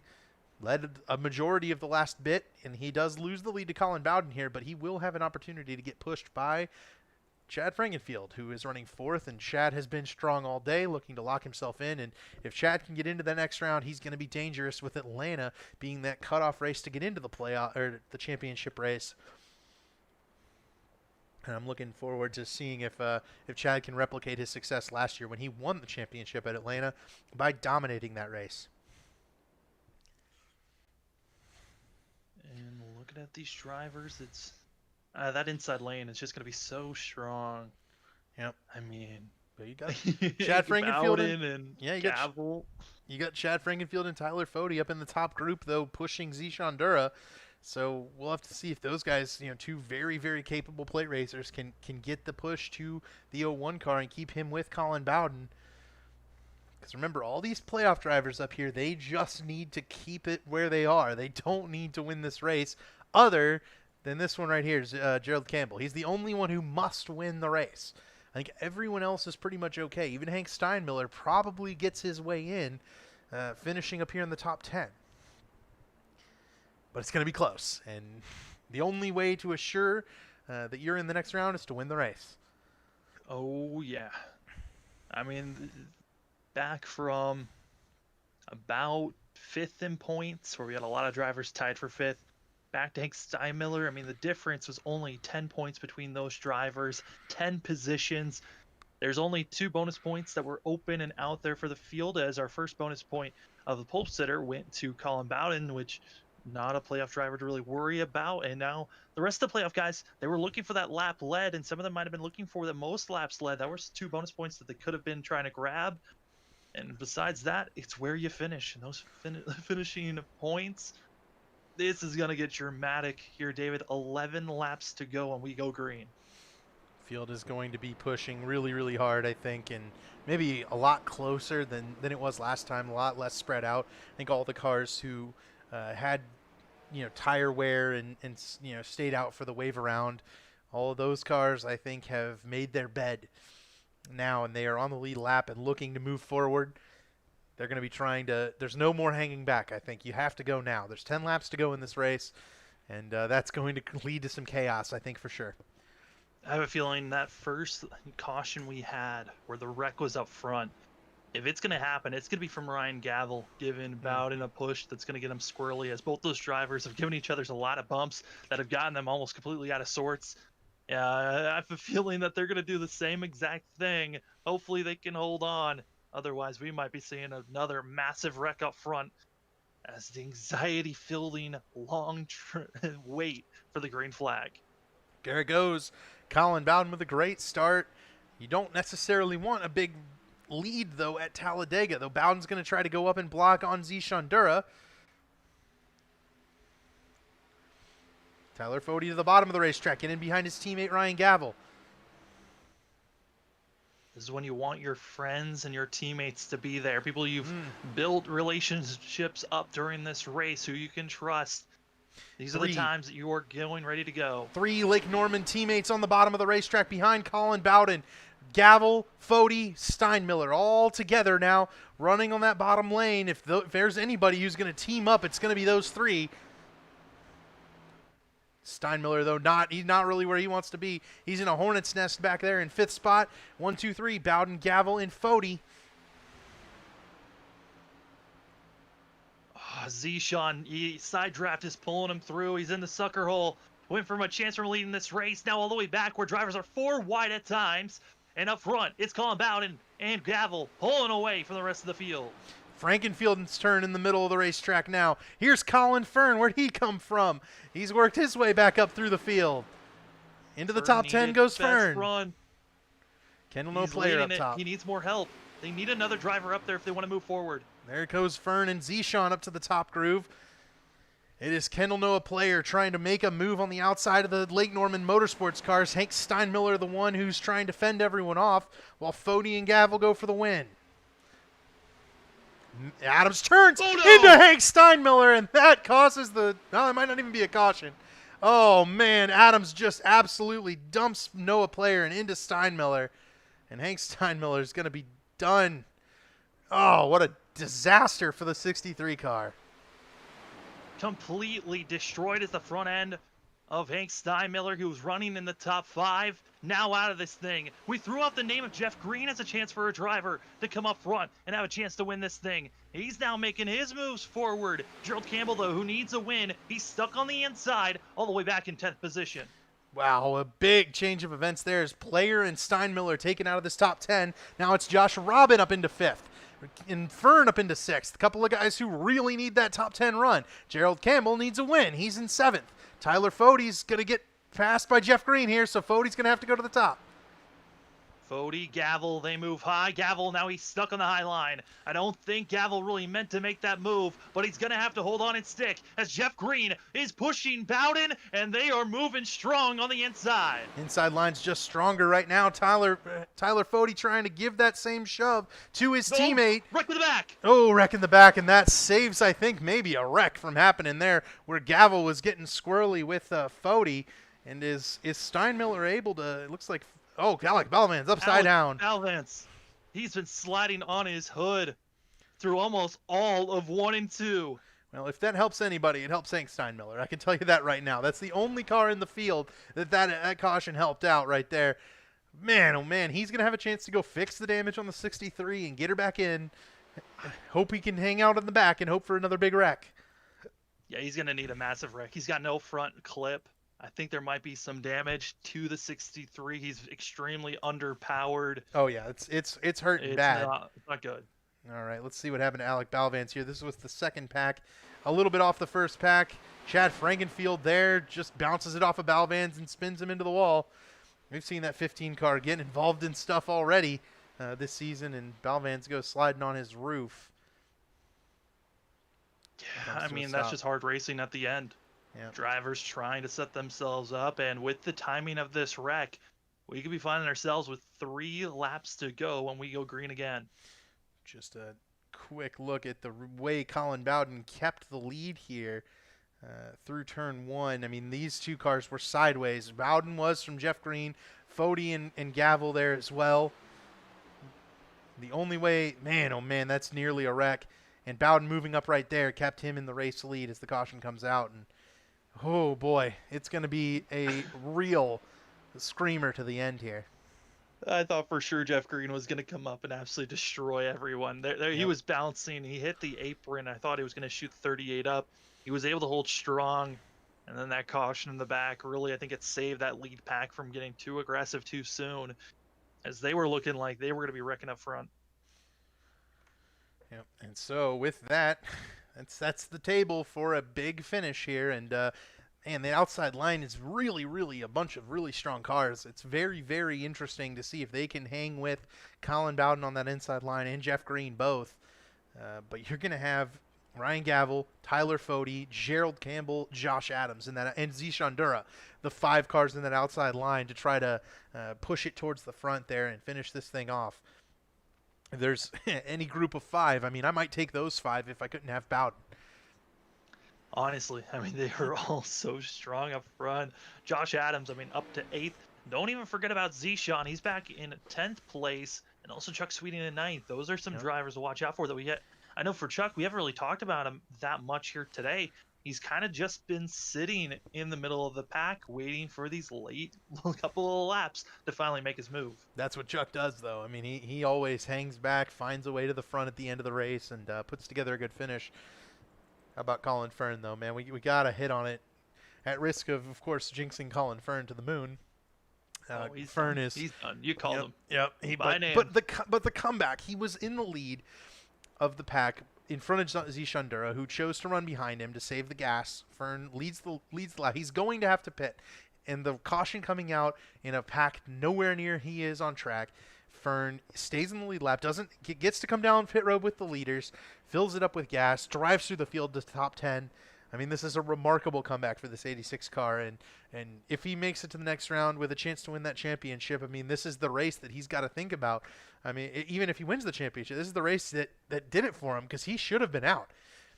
If they had put him a lap down, he might have been out of it completely, and just, he's got a chance. He's got every bit of a chance, every bit as much of a chance as the rest of these guys up near the front of the field of winning this championship at this point.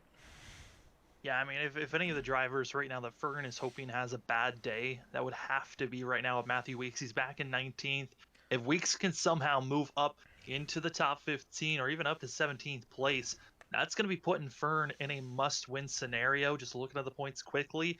And so, for Fern, he's going to need to finish, either get a win or finish in the top 3. Everyone else that he sees inside of the top 9 currently, he needs some of them to have an off day. We already know some drivers that are pretty much automatically locked in. I mean, Josh Adams, the amount of points that he has, he's looking good to be automatically locked into the next round. We also know that of David Tooker is locked into the next round. But those are really the only 2 drivers that we know for sure are locked in. While everyone else, there's a big question mark. If you get caught up in this last wreck, if there is a last wreck, your chances of making it to the next round are very slim. It's also just questionable, how many cars are caught up in it.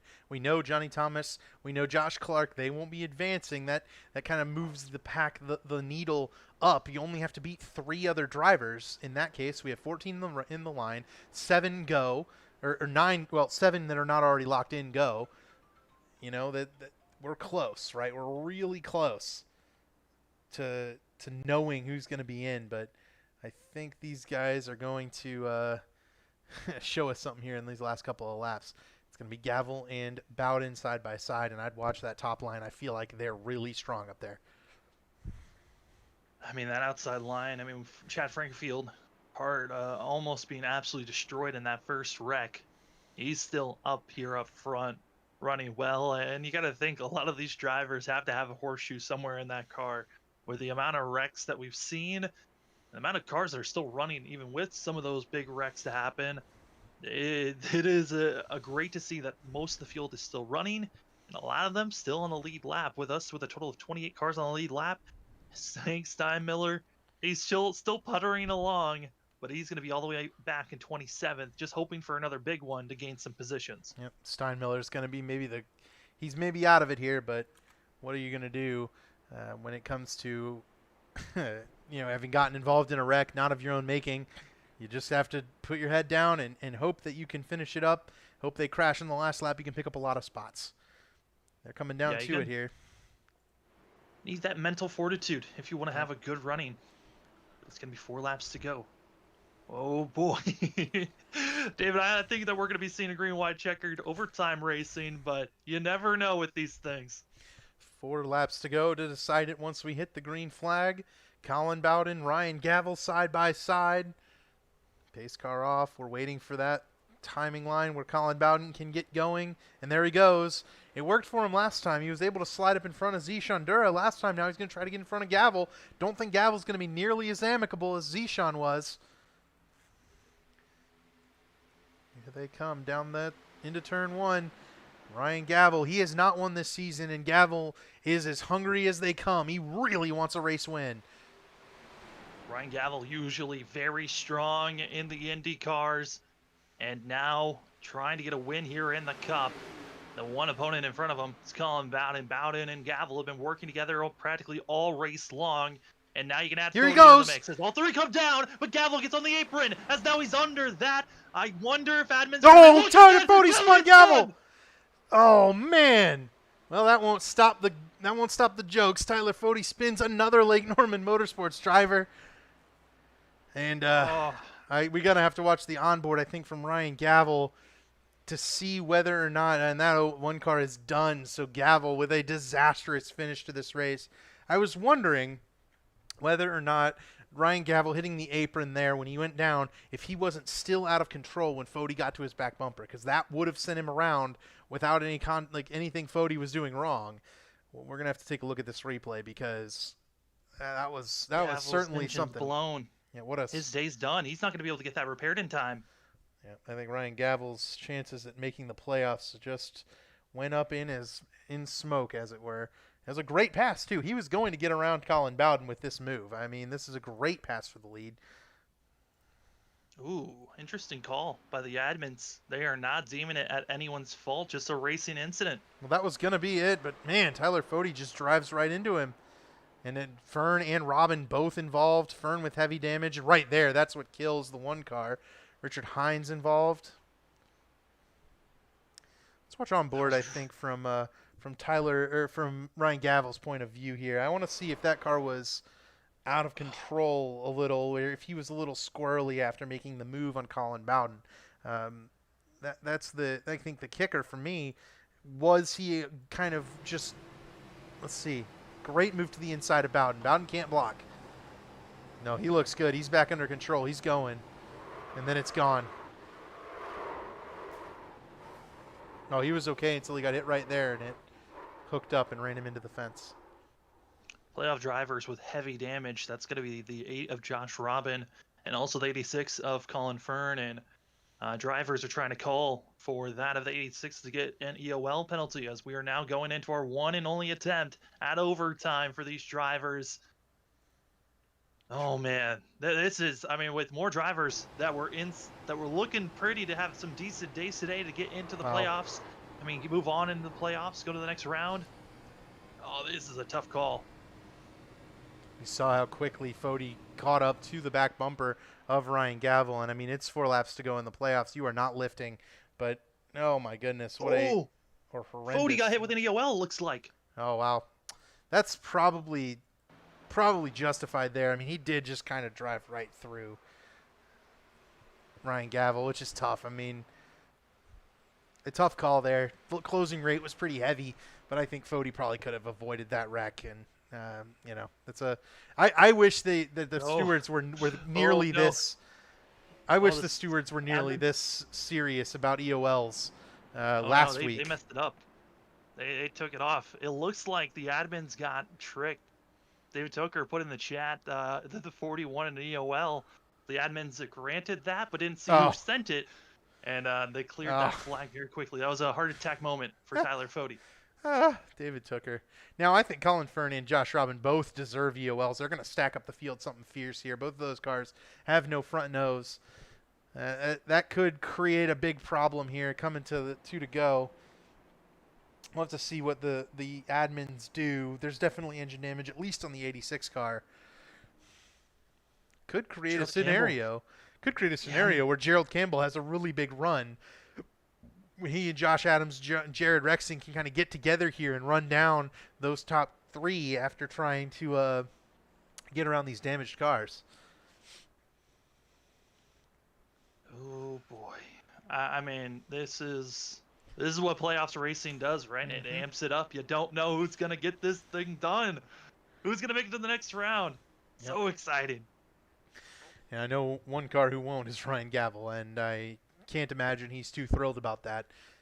He might be able to make it. He will get some points. He did lead some laps, but that one car needed to finish up near the top group, and he might actually be battling with Hank Steinmiller to be that last car in, and Hank might need to beat him by, I think, 6 spots, and Hank would have to pick up a few spots. He's 25th right now, just 2 ahead of Gavel, so he's 3 ahead of Gavel now. Gavel's going to lose 2 more spots.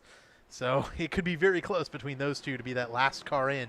And that still depends on how much damage Colin Fern has and how many spots he loses on this restart. Yeah, I mean, it is this is a fun one sometimes where you just don't know. I'm really looking at the points. I think that Ryan Gavel should be all right. Even if Hank Steinmiller moves up 6 positions, I think Hank Steinmiller needs a total of 11 points to move on to the next round. So that means that for Hank Steinmiller, he's going to have to move up possibly, up to around 16th place if he wants a chance. And it looks like someone is blown up in the back of this. It's Ryan Gavel. Yeah, he's still out there. I don't understand why he's still out there, He's but trying. he's He's just gonna trying putter to. along. Yeah, he's trying to get her going. If he can make it work. He's got a meatball, or he's got required Mm-hmm. time that he's got to get repaired. So with all that,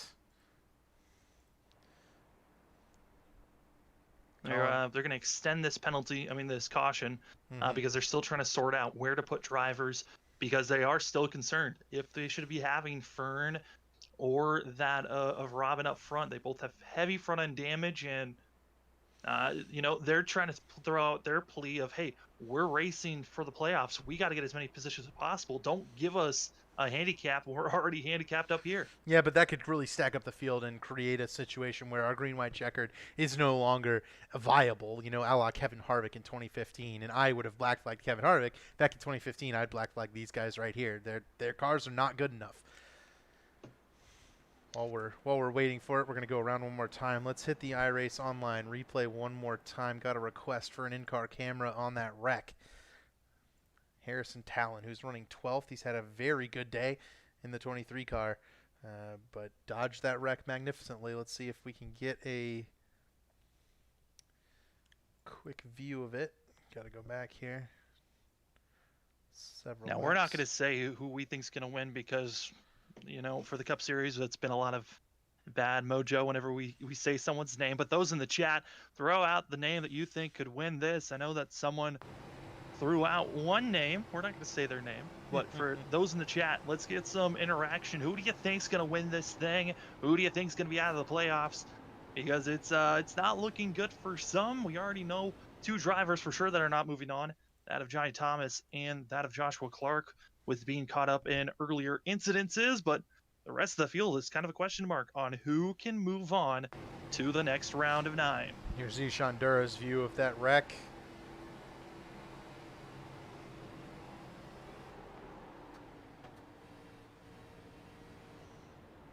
Great job getting through it there.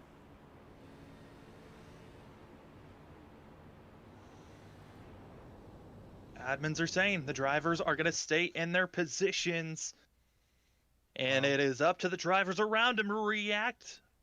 And so this is just a big old calamity ready to happen. Yep. This is going to stack up somebody, and a big one's going to happen. We're not going to get this green-white checkered. We're not going to see that white flag. That's tough because this is not good. I don't love this, and it's the kind of thing that can be very much towing the line of manipulating the race. It also practically ensures that Tyler Fode won't be involved in another incident, because Fode is running second. He's ahead of those cars with issues, and it could create a situation where Gerald Campbell might have been able to make a move for the win, but will be unable to do so because he's trapped behind cars that have damage. Yeah, I mean, the cars that are damaged, they could honestly start on the apron, and then they will not be given a penalty to anyone else. No, there's going to be a scramble for land behind those cars to try to get around them quickly and stay with the top 3. Here we go. Here it is. Pace car is off.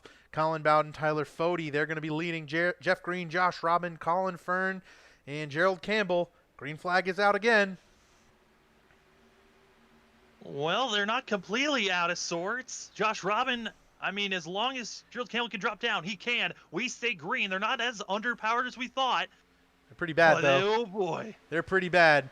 Green to second. If Fode can get in front, he does. Rexing to the top. He'll try to go around Robin. How far down does Fern fall?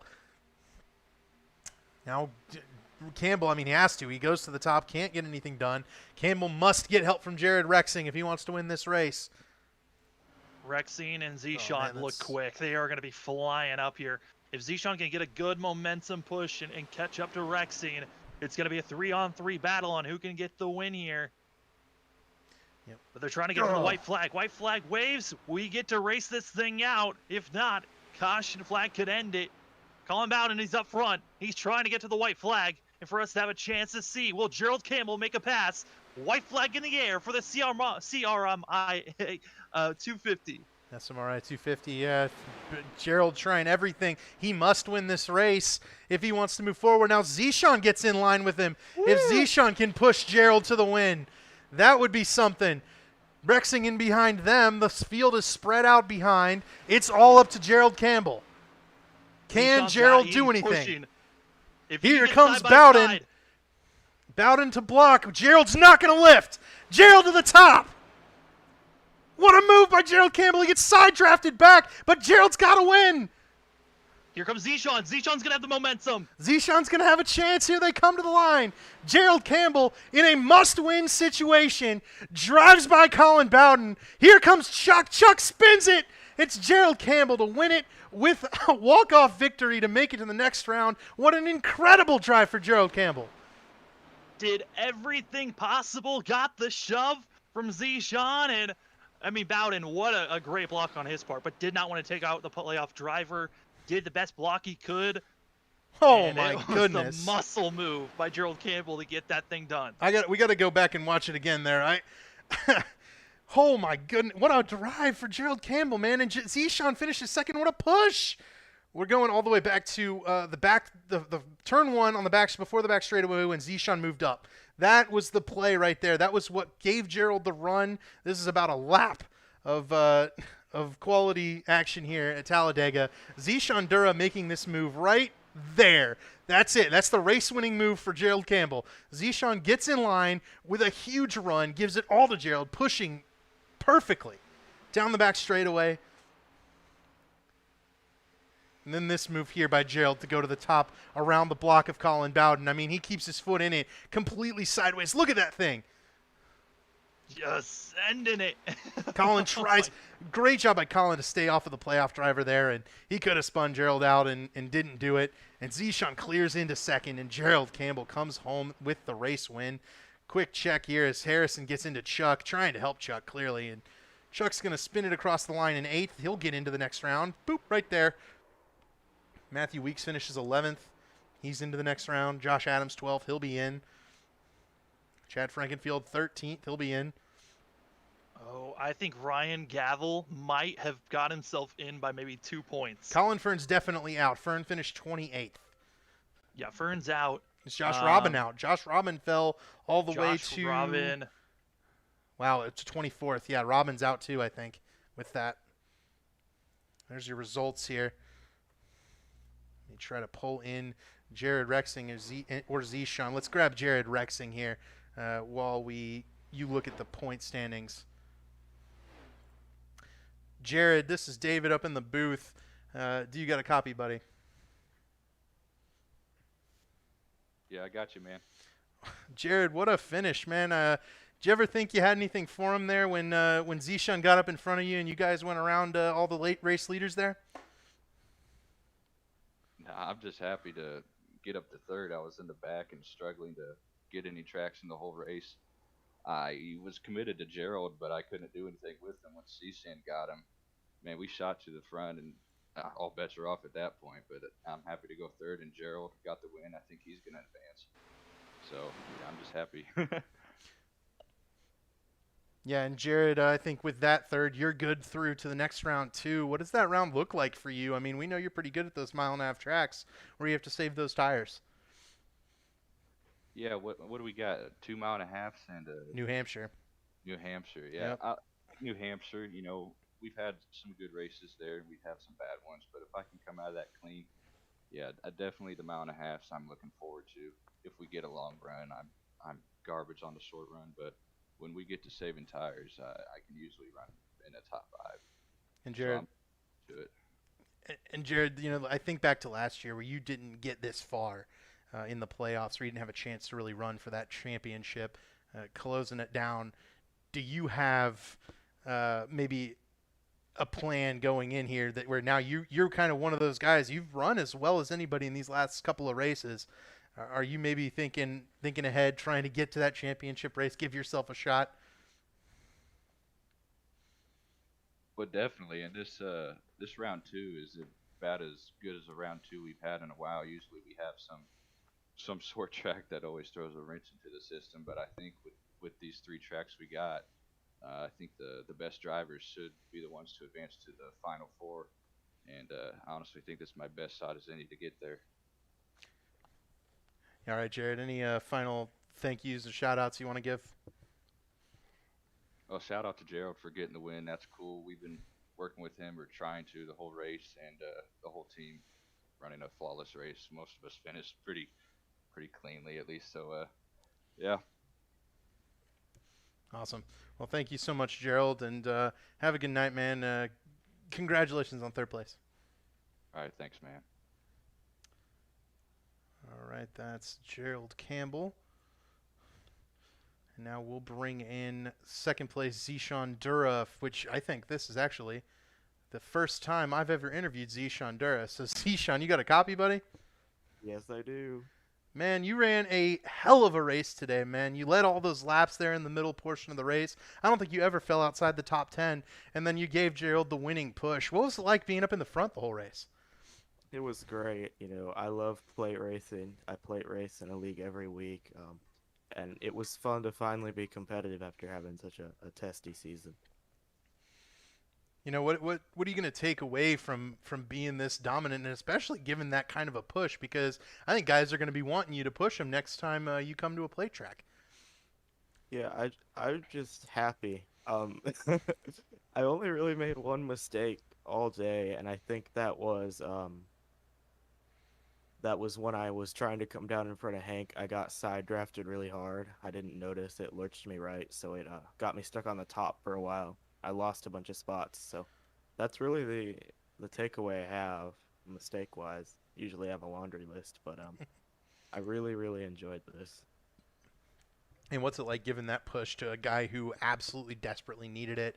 Was kind of in a must-win situation to move up in the playoffs, and you did nothing but help him get through that final couple of turns there with really a fantastic push.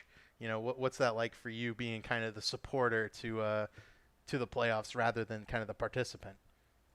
I'm really happy for Gerald. I know that feeling, but on the other end where you don't make it and it sucks. So I'm really happy I could help him continue his championship hunt. And I mean, I owed it to him. He sat behind me for about 20 laps there, so he earned it. Yeah, you guys ran 1-2 that whole middle portion of the race. That was really cool that you guys get to finish 1-2 anyway. You got any shout-outs for us, Zishan? James Cato joined for this last green white checker. Appreciate him helping me out. Harpoon Design, check out Brantley, harpoondesign.com. But you guys for broadcasting. My teammates in IES, I don't have anyone here, but I don't even know what to say right now. Well, congratulations on your second place run, man. Go enjoy it, and I'm going to look for drafting with you next time we go to a plate track together. I know we run trucks and Xfinity together, so I'm looking for you next time. That was a incredible push, man. Great job. Thank you. All right, that's Zishan Dura, and then we'll finish off with race winner Gerald Campbell. So let's get him in the broadcasting room. And Gerald, congratulations on this one, man. Must-win situation, and you went and laid it all down and won this race with a great move on Colin Bowden. Take us through that last lap, man. Sean is my hero, man. I gotta write him a letter or something like that. I mean, he's a Superman to me at that point. He came up on, me and Jared tried to get the outside going, and we didn't have the momentum. In these cars, you have to have so much momentum going forward that it takes so long to get it going. So the restart, it was not looking promising. And Zishan had a huge head of steam, and if he decided to stay on the bottom, it was Colin Mountain's race to lose at that point. He took it to the outside, got behind me, and it was off to the races at that point.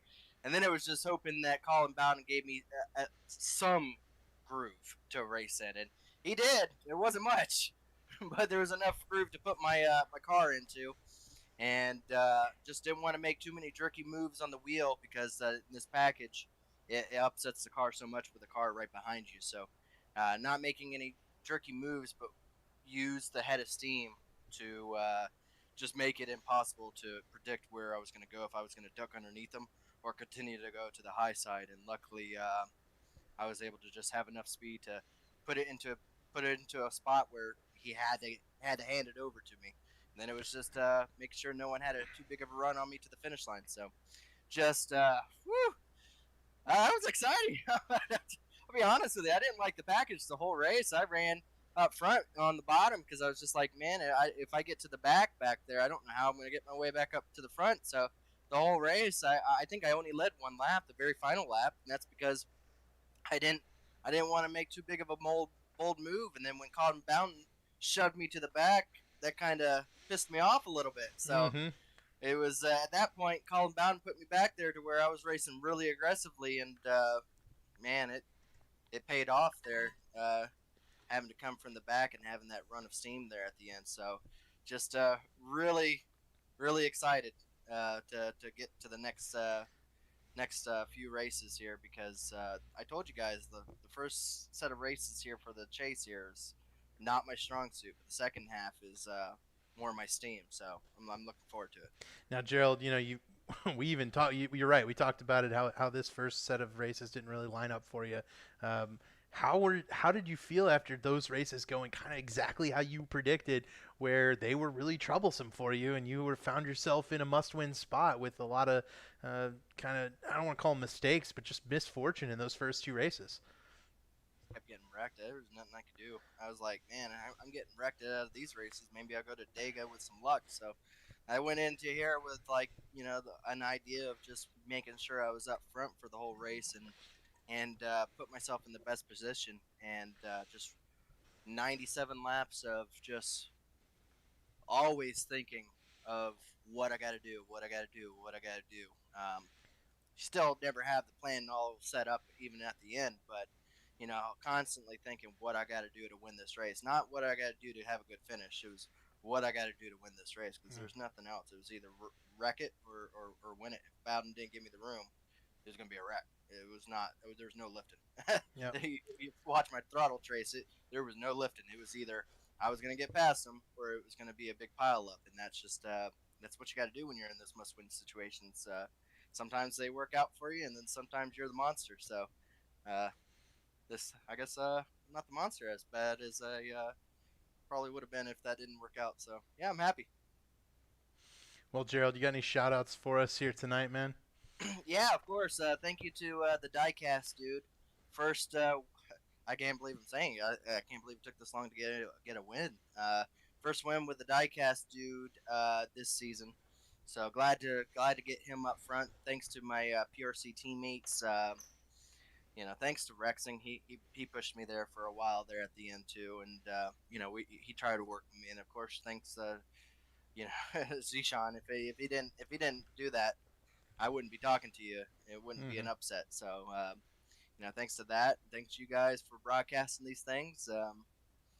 Yeah, I'm excited. I hope I get to talk to you guys more. So, yeah, going to go to the next ones and try to change my luck around. Hopefully this is the swing. Maybe this will be the point where people realize that this is the point where they could have gotten me out of the chase, and maybe it was a mistake that they didn't. So, hopefully we can take that to heart and go to the next ones.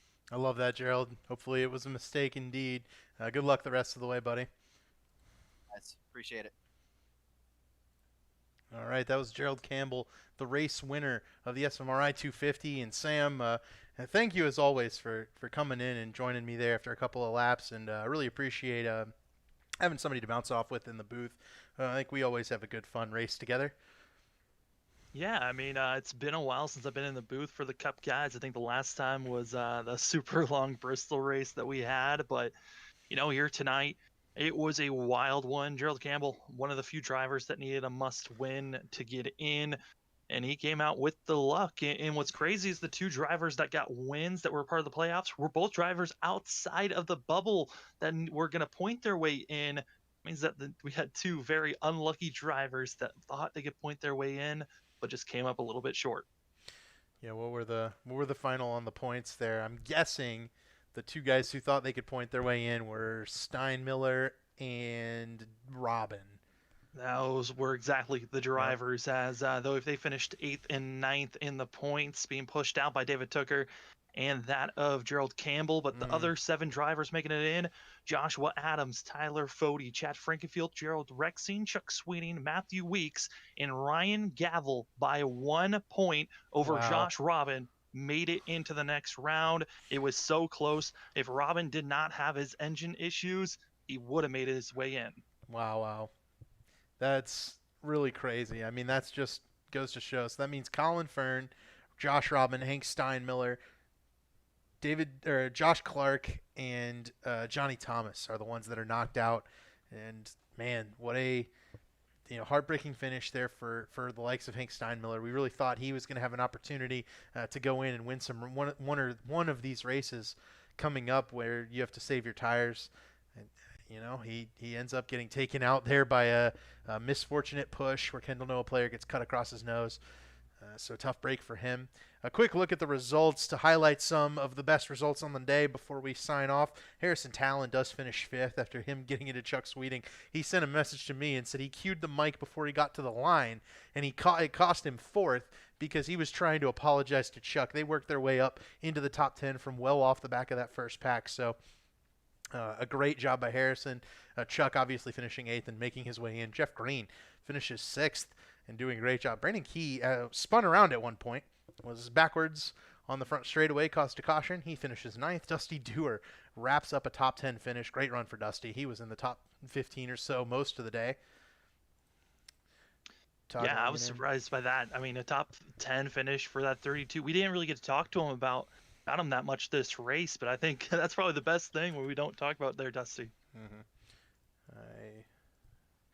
Quick results there. Matthew Weeks, Josh Adams, they're in. Chad Frankenfield as well. Chandra Rucker recovers from that spin to finish 14th. Tate Lytle from spinning 2 people back-to-back cautions to finish 15th. Tyler Dixon there gets a 16th place run as we follow out the top 20. Scott Haney does get a top 20 out of today, which is pretty nice. He ran up front, was really fast, got caught up in that first wreck. These are maybe some less fortunate drivers. Brent Jones and Corey Abbott do come home with decent runs despite the way their cars kind of ran today, but everyone else here probably wishes they had a little bit more, especially Josh Robin. 1 point between him and Ryan Gavel. And then to finish it out, a couple of guys who wrecked here. So with that, Gerald Campbell, your race winner. Zishan Dura pushed him there. A great finish. I am David Westergreen for me and Sam Dyer. Sam, do you have any final thoughts for us? Good luck to those top 9 that get to move on. It is still, the mountain's not over. You got a lot to climb, and good luck on these next 3 races. Yep, we'll have to be back next week for New Hampshire. Hopefully we have Rishabh Khosla back with us. Until then, Sam, thank you so much for filling in.